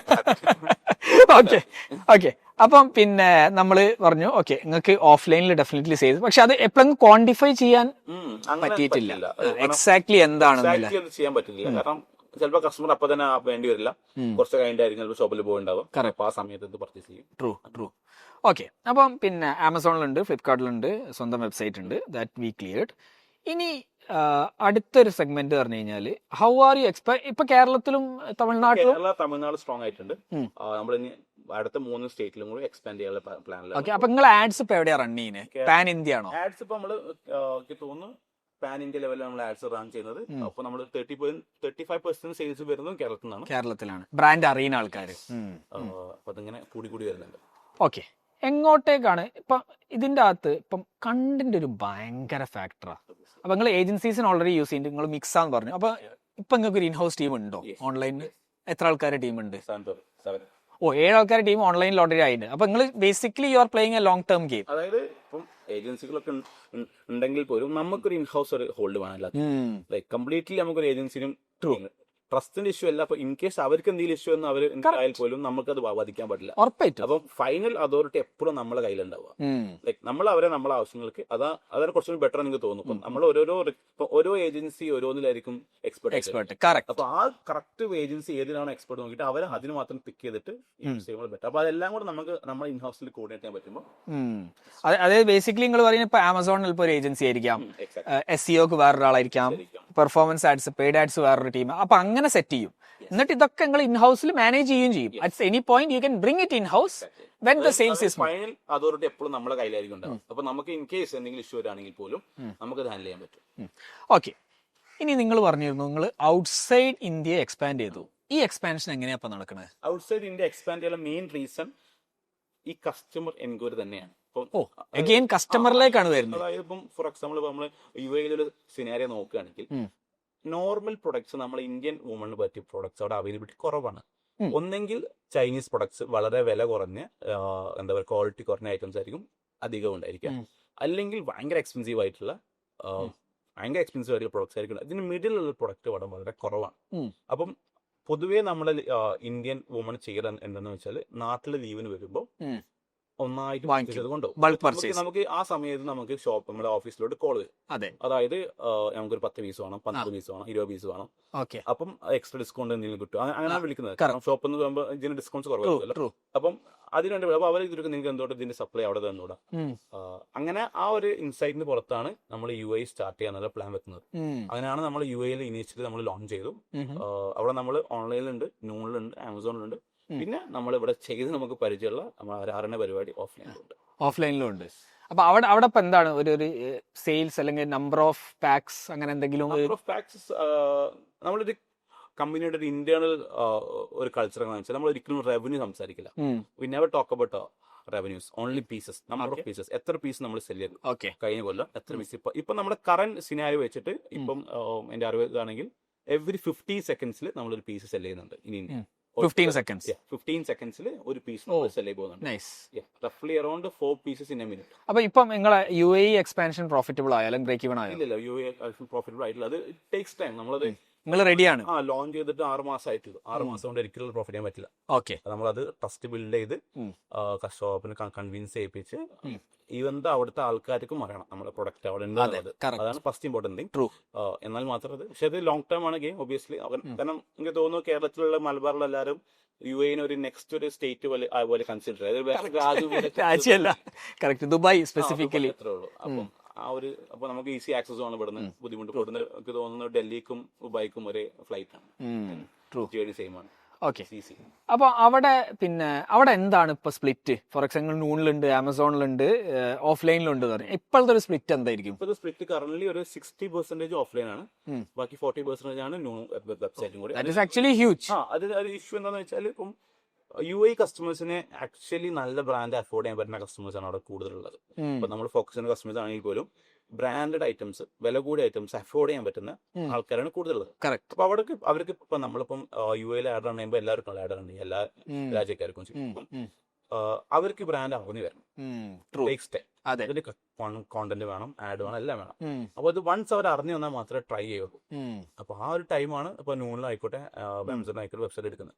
പക്ഷെ അതിന്റെ കൂടെ തന്നെ നമ്മൾ ഓഫ്ലൈനിലും ഇത് സെൽ ചെയ്യുമ്പോൾ ആ കസ്റ്റമർ എൻക്വയറി വന്നിട്ട് ഒമ്നി ചാനൽ ആവുകയെന്നുള്ളതാണ്. എക്സാക്ട്ലി, ഒമ്നി ചാനൽ ആവുക, കസ്റ്റമറോടൊക്കെ അവൈലബിലിറ്റി ആവുക, കസ്റ്റമർ പ്രോഡക്റ്റ് അറിഞ്ഞ് ടൈം എടുത്ത്. ഓക്കെ. അപ്പൊ ഇപ്പൊ അവിടെ എത്ര ഔട്ട്ലെറ്റ് ഉണ്ടാവും? നമുക്ക് നേരിട്ടൊരു ഔട്ട്ലെറ്റ് ഇല്ല. നമ്മൾ അവിടുത്തെ ബൊട്ടിക് ഷോപ്സിലാണ് നമ്മൾ. എത്ര ഓഫ്ലൈനിൽ ഇപ്പൊ എത്ര ഉണ്ടാവും? നമ്മൾ സ്റ്റാർട്ട് ചെയ്തിട്ട് അറൌണ്ട് ഒരു 6 months ആവുന്നേ ഉള്ളൂ. എനിക്ക് തോന്നുന്നു 15+ അറൌണ്ട് 20 ഔട്ട്ലെറ്റ്സ് നമ്മളിപ്പോ 20 ഔട്ട്ലെറ്റ്സ് സപ്ലൈ ചെയ്യും. അവിടെ നമുക്ക് ക്രെഡിറ്റ് ഇല്ല, ക്യാഷ്. ഓ, വെരി നൈസ്. നമ്മളിപ്പം ഇന്ത്യനെ പോലെ കുറച്ച് ഈസി അല്ല. എമിറേറ്റ് ഉണ്ടെങ്കിലും 7 എമിറേറ്റ്സ് നമുക്ക് ഈസി ആക്സസ് ഉണ്ട്. അപ്പൊ നമ്മള് റെഗുലർ സപ്ലൈ നമുക്ക് കൊടുക്കാൻ പറ്റും. കാരണം എവറി വീക്ക് ഇവിടെ അങ്ങോട്ട് ഷിപ്പ് ചെയ്യാം. ഇവിടെ നമ്മൾ ഷിപ്പ് ചെയ്ത് അവിടുത്തെ നമ്മളെ ഷാർജയുടെ എയർ ഹൗസിലാണ് സ്റ്റോർ ചെയ്യുന്നത്. അത് കഴിഞ്ഞിട്ട് നമ്മൾ എവറി ഷോപ്പുകൾക്കും നമുക്ക് എന്ത് ചെയ്യാൻ പറ്റും, എവറി വീക്കിൽ നമ്മളെ വണ്ടി എല്ലാ ഏരിയയിലും എത്തും. നമുക്ക് അവർ എത്ര പീസാണ് ഓർഡർ ചെയ്യുന്നത് അത് നമുക്ക് റെഗുലർ സപ്ലൈ ചെയ്യാൻ കൊടുക്കാൻ പറ്റും. അത് അവർക്കൊരു അഡ്വാൻറ്റേജ് ആണ്. അപ്പം ബൾക്കായിട്ട് ആരും എടുത്തു വെക്കേണ്ട ആവശ്യമില്ല. ഓക്കെ. ഇനി ഒരു ചോദ്യമുള്ളത്, കേരള ബ്രാൻഡ് ആണല്ലോ. ബേസിക്കലി ഇപ്പൊ മോക്കോബർ ആണെങ്കിലും ബോംബെ ഷേവിംഗ് കമ്പനി ആണെങ്കിലും മാമാർത്ത് ആണെങ്കിലും ഒക്കെ ഇവർ എക്സ്ക്ലൂസീവ് ബിസിനസ് ഔട്ട്ലെറ്റ്സ് തുടങ്ങിയിട്ട് EBOs എന്നാണ് പറയുന്നത്, ഞാൻ മനസ്സിലാക്കുന്നത്. നിങ്ങൾ എപ്പോഴെങ്കിലും EBO റൂട്ട് പോകാൻ നോക്കിയിട്ടുണ്ടോ? EBO റൂട്ട് നമ്മൾ തുടങ്ങാത്തതിന്റെ ഒരു മെയിൻ കാരണം നമുക്ക് ഒരു മിനിമം സെറ്റ് ഓഫ് SKUs ഇല്ലാതെ നമ്മൾ EBO തുടങ്ങിയിട്ട് കാര്യമില്ല. കാരണം സ്വന്തം ഔട്ട്ലെറ്റ് ബാസ്കറ്റ് സൈസ് എപ്പോഴും ഹ്യൂജ് ആയിരിക്കും. അപ്പൊ എന്റെ ഒരു അറിവ് ഇതാണെങ്കിൽ ജോക്കി മാത്രമാണ് അണ്ടർ ഗാർമെന്റ്സിൽ സക്സസ്ഫുള്ളി റൺ ചെയ്യുന്ന EBO. ഒരു കാരണം എന്ന് വെച്ചാൽ അവർക്ക് അറ്റ് എ ടൈം ജെന്റ്സും ഉണ്ട് മെന്നും ഉണ്ട്. ഐ മീൻ ജെന്റ്സും ഉണ്ട് ലേഡീസും ഉണ്ട് ആക്ച്വലി. കാരണം അപ്പം ബാസ്കറ്റ് സൈസ് വലുതാവും. ഇനി അവർ ഔട്ടർ വൈസ് ഉണ്ട്, ഒരുപാട് SKUs ഉണ്ട്, ഓർഡർ വാല്യൂ കൂടും, സെഗ്മെന്റ്സ് കൂടുതലാണ്. അപ്പൊ നമ്മളൊരു 30 അല്ലെങ്കിൽ 40 SKUs വെച്ചിട്ട് നമ്മളൊരു എക്സ്ക്ലൂസീവ് ബ്രാൻഡ് ഔട്ട്ലെറ്റ് സ്റ്റാർട്ട് ചെയ്താൽ അത് നമുക്ക് വർക്കാൻ കഴിയില്ല. നമുക്ക് അത്രയും പ്രൊഡക്ട്സ് കുറച്ചും കൂടി നമ്മൾ സെഗ്മെന്റ്സ് ആഡ് ചെയ്യണം, കുറച്ചും കൂടി വേണം. യെസ്. അല്ലാണ്ട് നമ്മള് വെറുതെ ഷോ ഓഫിന് വേണ്ടിയിട്ട് നമ്മൾ EBOs കാര്യമില്ല. ലൈക്ക് നമ്മൾ എന്ത് ചെയ്യുകയാണെങ്കിൽ ബേസിക്കലി അതൊരു നമുക്കൊരു ഇന്നല്ലെങ്കിൽ പോലും നെക്സ്റ്റ് ഇയർ അല്ലെങ്കിൽ നമുക്ക് പ്രോഫിറ്റബിൾ ആക്കാൻ പറ്റണം. പക്ഷെ നിങ്ങൾ ഇപ്പൊ അത് കാണുന്നില്ല, പ്രോഫിറ്റബിൾ ആവുന്നും കാണുന്നില്ല. നെക്സ്റ്റ് കുറച്ചും കൂടി സെഗ്മെന്റ്സ് ഇപ്പൊ നമ്മൾ നെക്സ്റ്റ് ഈ ജാനുവരിയിൽ നമ്മുടെ കിഡ്സ് അണ്ടർഗാംസ് വരുന്നുണ്ട്. കിഡ്സിന് അണ്ടർഗാംസ് നമ്മൾ സ്റ്റാർട്ട് ചെയ്യുന്നുണ്ട്. അതേപോലെ നമ്മൾ 2004 സ്റ്റോപ്പ് ചെയ്ത നമ്മള് ബബ്സ്, നമ്മള് കിഡ്സ് ഔട്ടർ വെയർസ് ഉണ്ട്. അതിപ്പോഴും ഒരു സ്വപ്നമായിട്ട് എടുക്കുന്നുണ്ട്.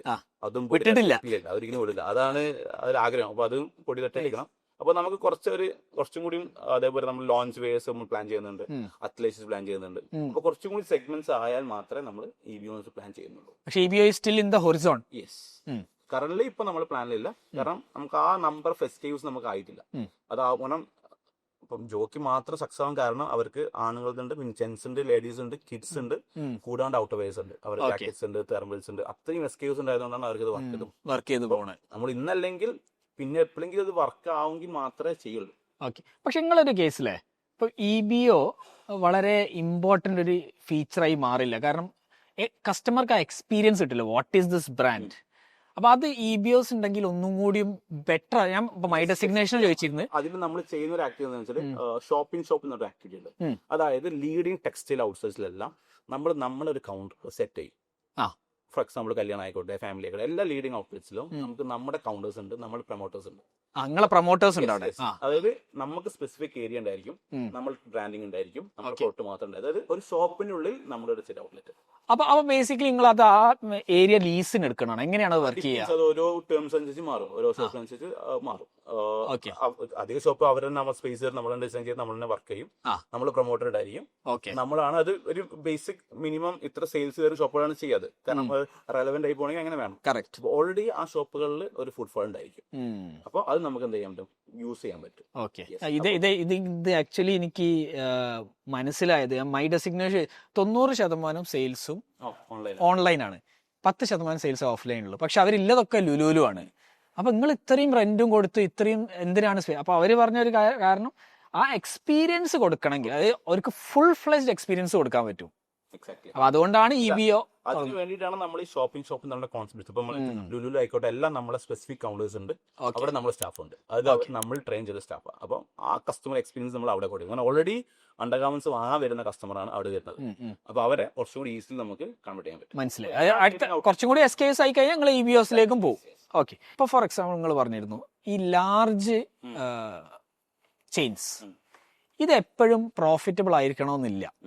അപ്പൊ അത് എങ്ങനെയാണ് നമ്മളെ ഇന്ത്യന്റെ ഒരു സെനാരിയോ, എങ്ങനെയാണ് പുറത്തുള്ള സെനാരിയോ ഇപ്പൊ നിങ്ങൾ കാണുന്നത്? UAE സിനാരിയോ വെച്ച് നോക്കുകയാണെങ്കിൽ അവിടെ നമ്മൾ വലിയ MTകളൊക്കെ പോവുകയാണെങ്കിൽ അവർക്ക് ലിസ്റ്റിംഗ് ഫീ ഉണ്ടായിരിക്കും.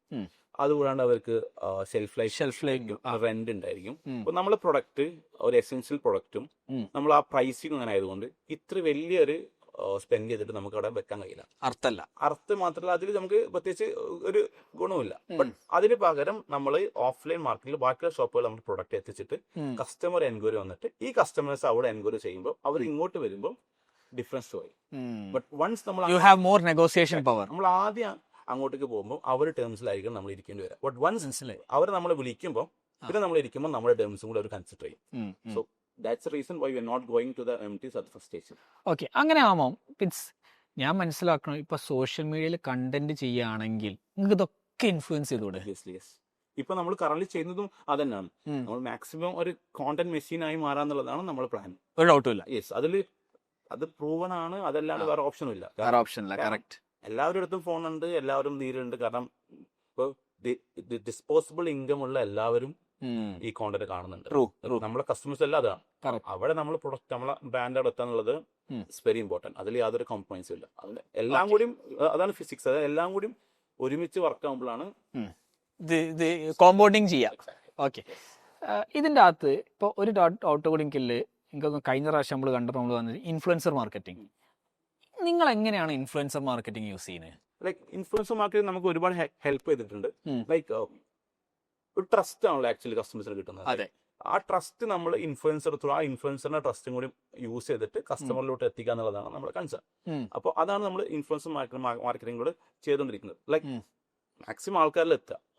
ഐ മീൻ എക്സാക്ട്ലി പറയുകയാണെങ്കിൽ മാക്സിമം ആൾക്കാരിലോട്ട് റീച്ച് ചെയ്യപ്പെടുക. അപ്പോൾ റീച്ച് ചെയ്യാൻ ആ ഇൻഫ്ലുവൻസറിന്റെ ട്രസ്റ്റും അവരുടെ ക്രെഡിബിലിറ്റിയും അവരുടെ റീച്ചും നമ്മൾ യൂസ് ചെയ്യുന്നു. അതായത് ആ ഓഡിയൻസിലേക്ക് പെട്ടെന്ന് എത്തും. അപ്പൊ അവരത് റെഗുലർ ആയിട്ട് ഒരു സാധനം ഏതൊരു കസ്റ്റമർ ആണെങ്കിലും കൺസ്യൂം ചെയ്യുമ്പോൾ അത് അവരുടെ മൈൻഡിൽ കയറും. പിന്നെ അവരത് പർച്ചേസ് ചെയ്യാൻ സമയത്ത് അവർക്ക് അത് ഇപ്പം ഈവൻ ഷോപ്പിൽ നിന്നാണെങ്കിൽ പോലും പർച്ചേസ് ചെയ്യുമ്പോൾ ബ്രാൻഡ് അവിടെ കാണുമ്പോൾ അവർ അറ്റ്ലീസ്റ്റ് ട്രൈ ചെയ്തു. വൺസ് നമ്മളൊരു കോൺസെപ്റ്റ് എന്ന് വെച്ചാൽ വൺസ് നമ്മൾ പ്രൊഡക്റ്റ് കസ്റ്റമർ ട്രൈ ചെയ്താൽ പിന്നെ റിപ്പീറ്റ് വരും. ഓക്കെ. അപ്പം നിങ്ങൾ ഇപ്പം പിന്നെ UAE ലോഞ്ച് ചെയ്തു, വേറെ എവിടെങ്കിലും ലോഞ്ച് ഉണ്ട്. അതേപോലെ നമുക്ക് UK നമ്മളെ ആക്ടിവിറ്റീസ് ഉണ്ട്. അതും എക്സാക്ട്ലി ഇപ്പൊ നമ്മള് ഇപ്പൊ ഒരു ട്രെൻഡ് ഉണ്ടല്ലോ, ലൈക്ക് ഇന്ന് കേരളത്തിൽ ഒരുപാട് ആൾക്കാർ UK പോകുന്നുണ്ട്. അപ്പം ഈ ഗൾഫ് റീജിയൻ പോലെയല്ല UK. കാരണം ഗൾഫിൽ എന്തായാലും വൺസ് ഇൻ എ ഇയർ എല്ലാവരും നാട്ടിലോട്ട് വരും. ഒബ്വിയസ്ലി കാരണം സ്കൂൾ വെക്കേഷൻ സമയത്ത് വരും, അല്ലെങ്കിൽ എന്തായാലും വരും. കാരണം കുറച്ചും കൂടി ഈസിയാണ് നാട്ടിലൂടെ ആക്സസ്. ബട്ട് UK ഒരു ഫാമിലി ആണെങ്കിൽ അല്ലെങ്കിൽ സ്റ്റുഡന്റ് ആണെങ്കിൽ എവറി ഇയർ വരണമെന്ന് നിർബന്ധമല്ല. അവിടെയും അവരെ വൺസ് ഇൻ 2 കൊല്ലം കൂടുമ്പോഴോ അല്ലെങ്കിൽ ഒരു 3 കൊല്ലം കൂടുമ്പോൾ അല്ലെങ്കിൽ 2 കൊല്ലം കൂടുമ്പോൾ അവരെ ഫാദറും മദറും ഇവിടുന്ന് അങ്ങോട്ട് കൊണ്ടുപോകും. 1 മാസം അവിടെ നിൽക്കും. ആ ഒരു ആക്ടിവിറ്റിയാണ് അവിടെ നടക്കുന്നത്. കാരണം അവിടെ ഞാൻ 2 കൊല്ലം അവിടെ ഉണ്ടായത് കൊണ്ടും അവിടുത്തെ കമ്മ്യൂണിറ്റിനെ കുറിച്ച് അറിയുന്നതുകൊണ്ടും ഇതാണ് അവിടുത്തെ ആക്ടിവിറ്റി. അപ്പോൾ അവിടുന്ന് നമുക്ക് ഈ സ്റ്റുഡൻസ് ഒക്കെ പോയത് കൊണ്ടും അവർ എൻക്വയറി വരാൻ തുടങ്ങി. ലൈക്ക് നിങ്ങൾ UK ഷിപ്പിംഗ് ഉണ്ടോ? പക്ഷെ നിങ്ങൾ ഉടനീളം ഈ പോഡ്കാസ്റ്റിൽ നിങ്ങൾ കസ്റ്റമർ എൻക്വയറി വരുന്നു, അപ്പോഴാണ് നിങ്ങൾ അടുത്ത സാധനം ചെയ്യുന്നത്. കാരണം കസ്റ്റമർ എൻക്വയറി ഇല്ലാണ്ട് നമ്മൾ പ്രൊട്ടക്ട് പോയിട്ട് കാര്യമില്ലല്ലോ. അപ്പോൾ ഓൾറെഡി നമുക്ക് ഒരു കസ്റ്റമർ ബേസ് അവിടെ ഉണ്ട്. അപ്പൊ നമ്മൾ ആദ്യമൊക്കെ കുറച്ച് അവിടുന്ന് നമ്മൾ ഇവിടുന്ന് ഷിപ്പ് ചെയ്ത് കൊടുക്കും. പിന്നെ നമുക്ക് മനസ്സിലായി നമുക്ക് അവിടെ ഒരു സ്റ്റോർ ഉണ്ട്, റെഗുലർ ആയിട്ട് next day same day delivery ഒക്കെ കൊടുക്കാൻ പറ്റുകയാണെങ്കിൽ അങ്ങനെയാണ് നമ്മൾ അവിടെ ഓൺലൈൻ മാത്രം സ്റ്റാർട്ട്. കറന്റ് ഓൺലൈൻ മാത്രമേ ഉള്ളൂ.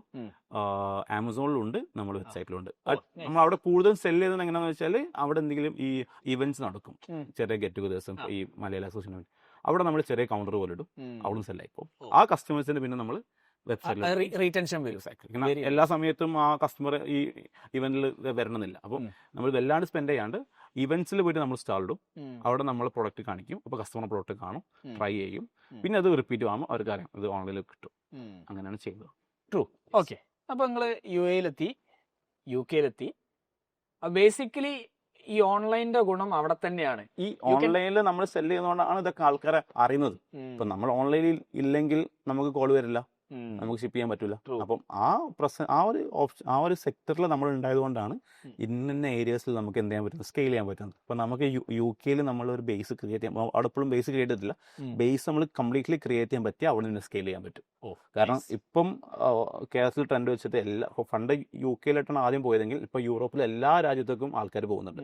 ഇപ്പോൾ യു കെയിൽ ബേസ് ആയി നിന്ന്, കാരണം നമ്മൾ GCC പോലെ തന്നെ യു കെയിൽ ബേസിൽ യൂറോപ്പിൽ എല്ലായിടത്തും ഷിപ്പ് ചെയ്യാൻ പറ്റും, സെയിം ഇതിൽ ചെയ്യാൻ പറ്റും, അത് വലിയ ഇഷ്യൂ ഇല്ല. ഇനി നമുക്ക് ക്യുക്കമേഴ്സിലേക്ക് വരാം. ക്യുക്കമേഴ്സിൽ എന്താണ് സംഭവിക്കുന്നത്? ക്യുക്കമേഴ്സിൽ നമ്മൾ 10 മിനിറ്റ് ഡെലിവറി, ഓഡിയൻസിന്റെ കുറച്ചും കൂടി ഐഡിയ കിട്ടാൻ ഈ 10 മിനിറ്റ് സെപ്റ്റോ ബ്ലിങ്കിറ്റ് ഒക്കെയാണ് നമ്മൾ ഉദ്ദേശിച്ചത്. നമ്മൾ ബ്ലിങ്കിറ്റിലാണ് ആദ്യം ലിസ്റ്റ് ചെയ്തത്. അത് കുറച്ച് മുന്നേ ഒരു വർഷം മുന്നേ ആ തുടങ്ങിയ സമയത്ത് ആ ബൂമിൽ ഇത് മിസ്സായി പോകേണ്ട വെച്ചിട്ട് വേഗം കയറി ലിസ്റ്റ് ചെയ്ത് അപ്രൂവൽ കിട്ടി. അന്ന് അത്ര ബുദ്ധിമുട്ടില്ലായിരുന്നു, കുറച്ചുകൂടി ബുദ്ധിമുട്ട് തോന്നുന്നു. ആ സമയത്ത് എസ്കേസിന് വലിയ എമൗണ്ട് ഇല്ല, അവർ 25,000 റുപ്പീസാണ് ഇപ്പോൾ എസ്കേവ് ചാർജ് ചെയ്തത്.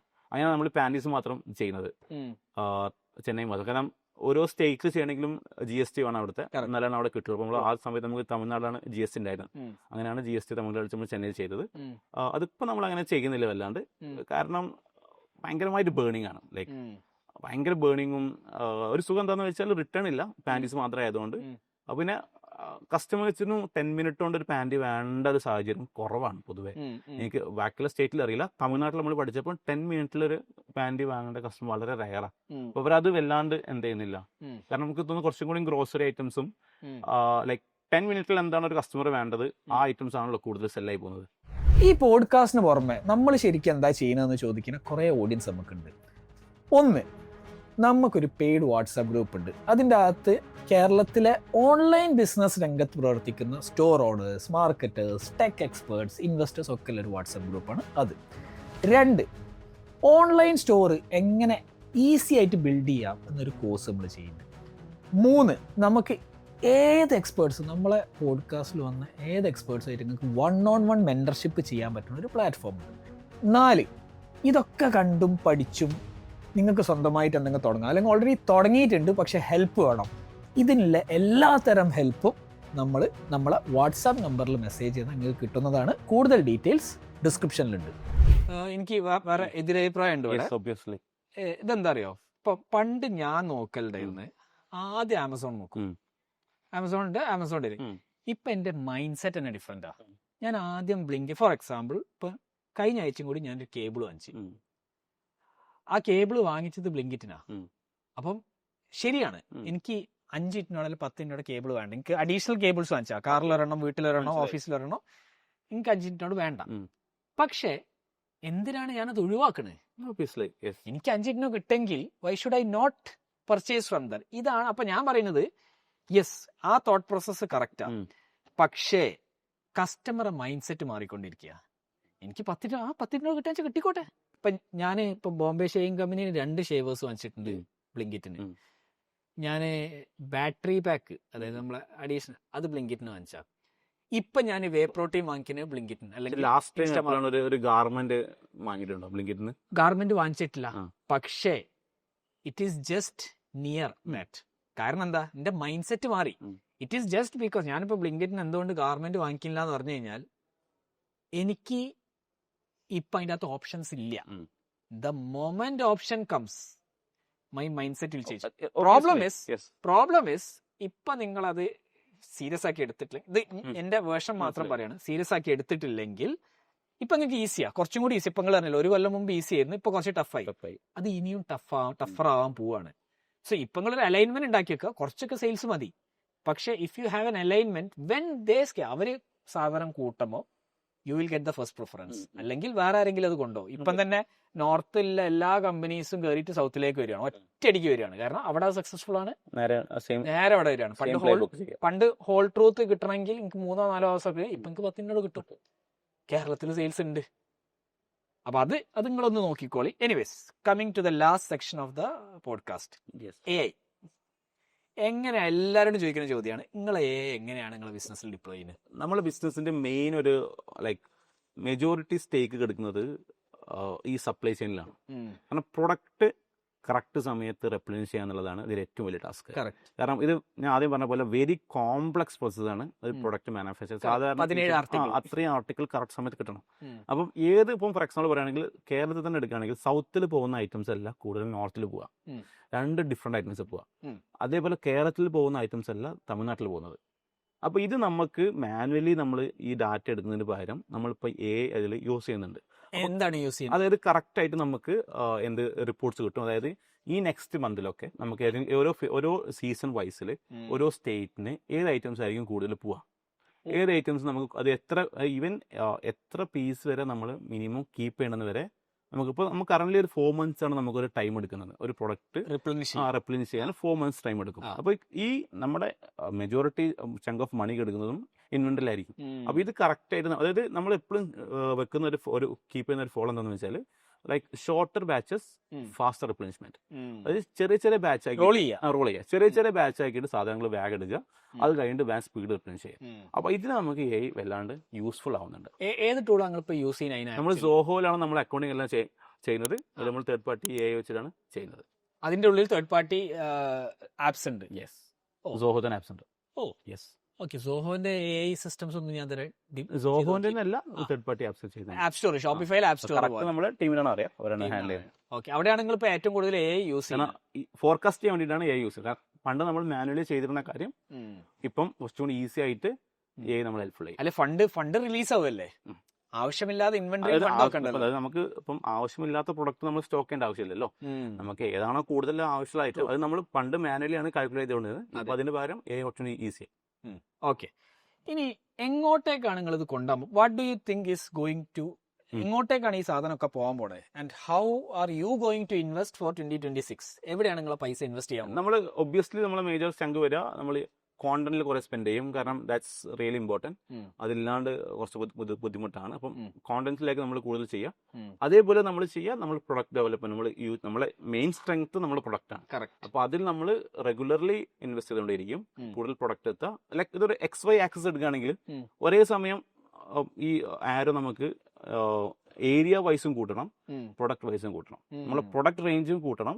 അതേപോലെ നമ്മുടെ പ്രൊഡക്റ്റ് അവൈലബിൾ ഏരിയ വിസിബിലിറ്റി അത് കൂട്ടുമ്പോഴാണ് നമുക്ക് ഒരു ഐഡിയൽ പൊസിഷനിൽ എത്തുള്ളൂ. അപ്പോൾ ഈ 2 ആക്സിസിലാണ് നമ്മൾ കൂടുതൽ സ്പെൻഡ് ചെയ്യുക ഒബ്വിയസ്ലി. കാരണം അപ്പോൾ നമ്മൾ അതർ സ്റ്റേറ്റ്സിലുള്ള എക്സ്പാൻഷൻ സ്റ്റാർട്ട് ചെയ്തു. പുതിയ പ്രൊഡക്റ്റ് ആയിട്ട് കിഡ്സ് അണ്ടർഗാർമെന്റ്സ് നമ്മൾ പ്ലാൻ ചെയ്തു. അതുകൊണ്ട് വർക്ക് എല്ലാം ഓൾമോസ്റ്റ് കഴിഞ്ഞിട്ടുണ്ട്. ഒരു ജനുവരി ഫെബ്രുവരി ആ സ്കൂൾ സീസൺ ആകുമ്പോഴത്തേന് ലോഞ്ച് ഉണ്ടാവും. യെസ്. പിന്നെ പുതിയ പ്ലാൻസ് ഉണ്ട്. പിന്നെ അതേപോലെ നമ്മൾ പണ്ട് എടുത്തു വെച്ച കിഡ്സിന്റെ കാറ്റഗറി റീസ്റ്റാർട്ട് ചെയ്യണം. ലൈക്ക് കാരണം 3 അനിയന്മാരുണ്ട്, ഞാൻ മൂത്തതാണ്. അപ്പം എല്ലാവർക്കും എന്തെങ്കിലുമൊക്കെ പണി വേണ്ടേ, എല്ലാവരും കൂടി ഒന്നിൽ തന്നെ കിടന്ന് കളിക്കണ്ടല്ലോ. Opportunity is very very large. എനിക്ക് തോന്നുന്നത് ഈ ഒരു എപ്പിസോഡിൽ നമ്മൾ വളരെ ക്ലിയർ ആയിട്ട് എങ്ങനെയാണ് ഒരു സെക്കൻഡ് ജനറേഷൻ ഓണ്ടർപ്രീനർ അല്ലെങ്കിൽ എസ്റ്റാബ്ലിഷ്ഡ് പ്ലെയറെ മക്കൾ ഇതിൻ്റെ അകത്തേക്ക് വരുമ്പോൾ how can you get in, how can you scale up your existing business എന്ന് വളരെ ക്ലിയർ ആയിട്ട് നമ്മൾ ഡിസ്കസ് ചെയ്തതാണ് മനസ്സിലാക്കുന്നത്. Thank you very much for all the insights. Thank you Shan, thanks for having me. First time ആണ് ഇന്നലാണ് ഷാൻ വിളിച്ചിട്ട് പറഞ്ഞത് നാളെ വരണം എന്നുള്ളത്.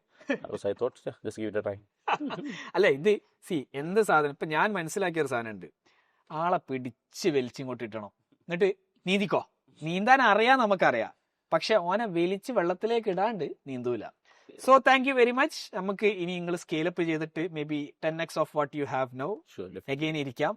എങ്ങനെയാണ് നമ്മൾ അന്ന് ഡിസ്കസ് ചെയ്ത ക്വിക്കമേഴ്സ്, അന്ന് ഡിസ്കസ് ചെയ്ത ആമസോണും ഫ്ലിപ്കാർട്ടും D2C ഒക്കെ എങ്ങനെ പോകുന്നു എന്ന് ഫിഗർ ഔട്ട് ചെയ്യാം. Thank you very much. Thanks so much. Thank you.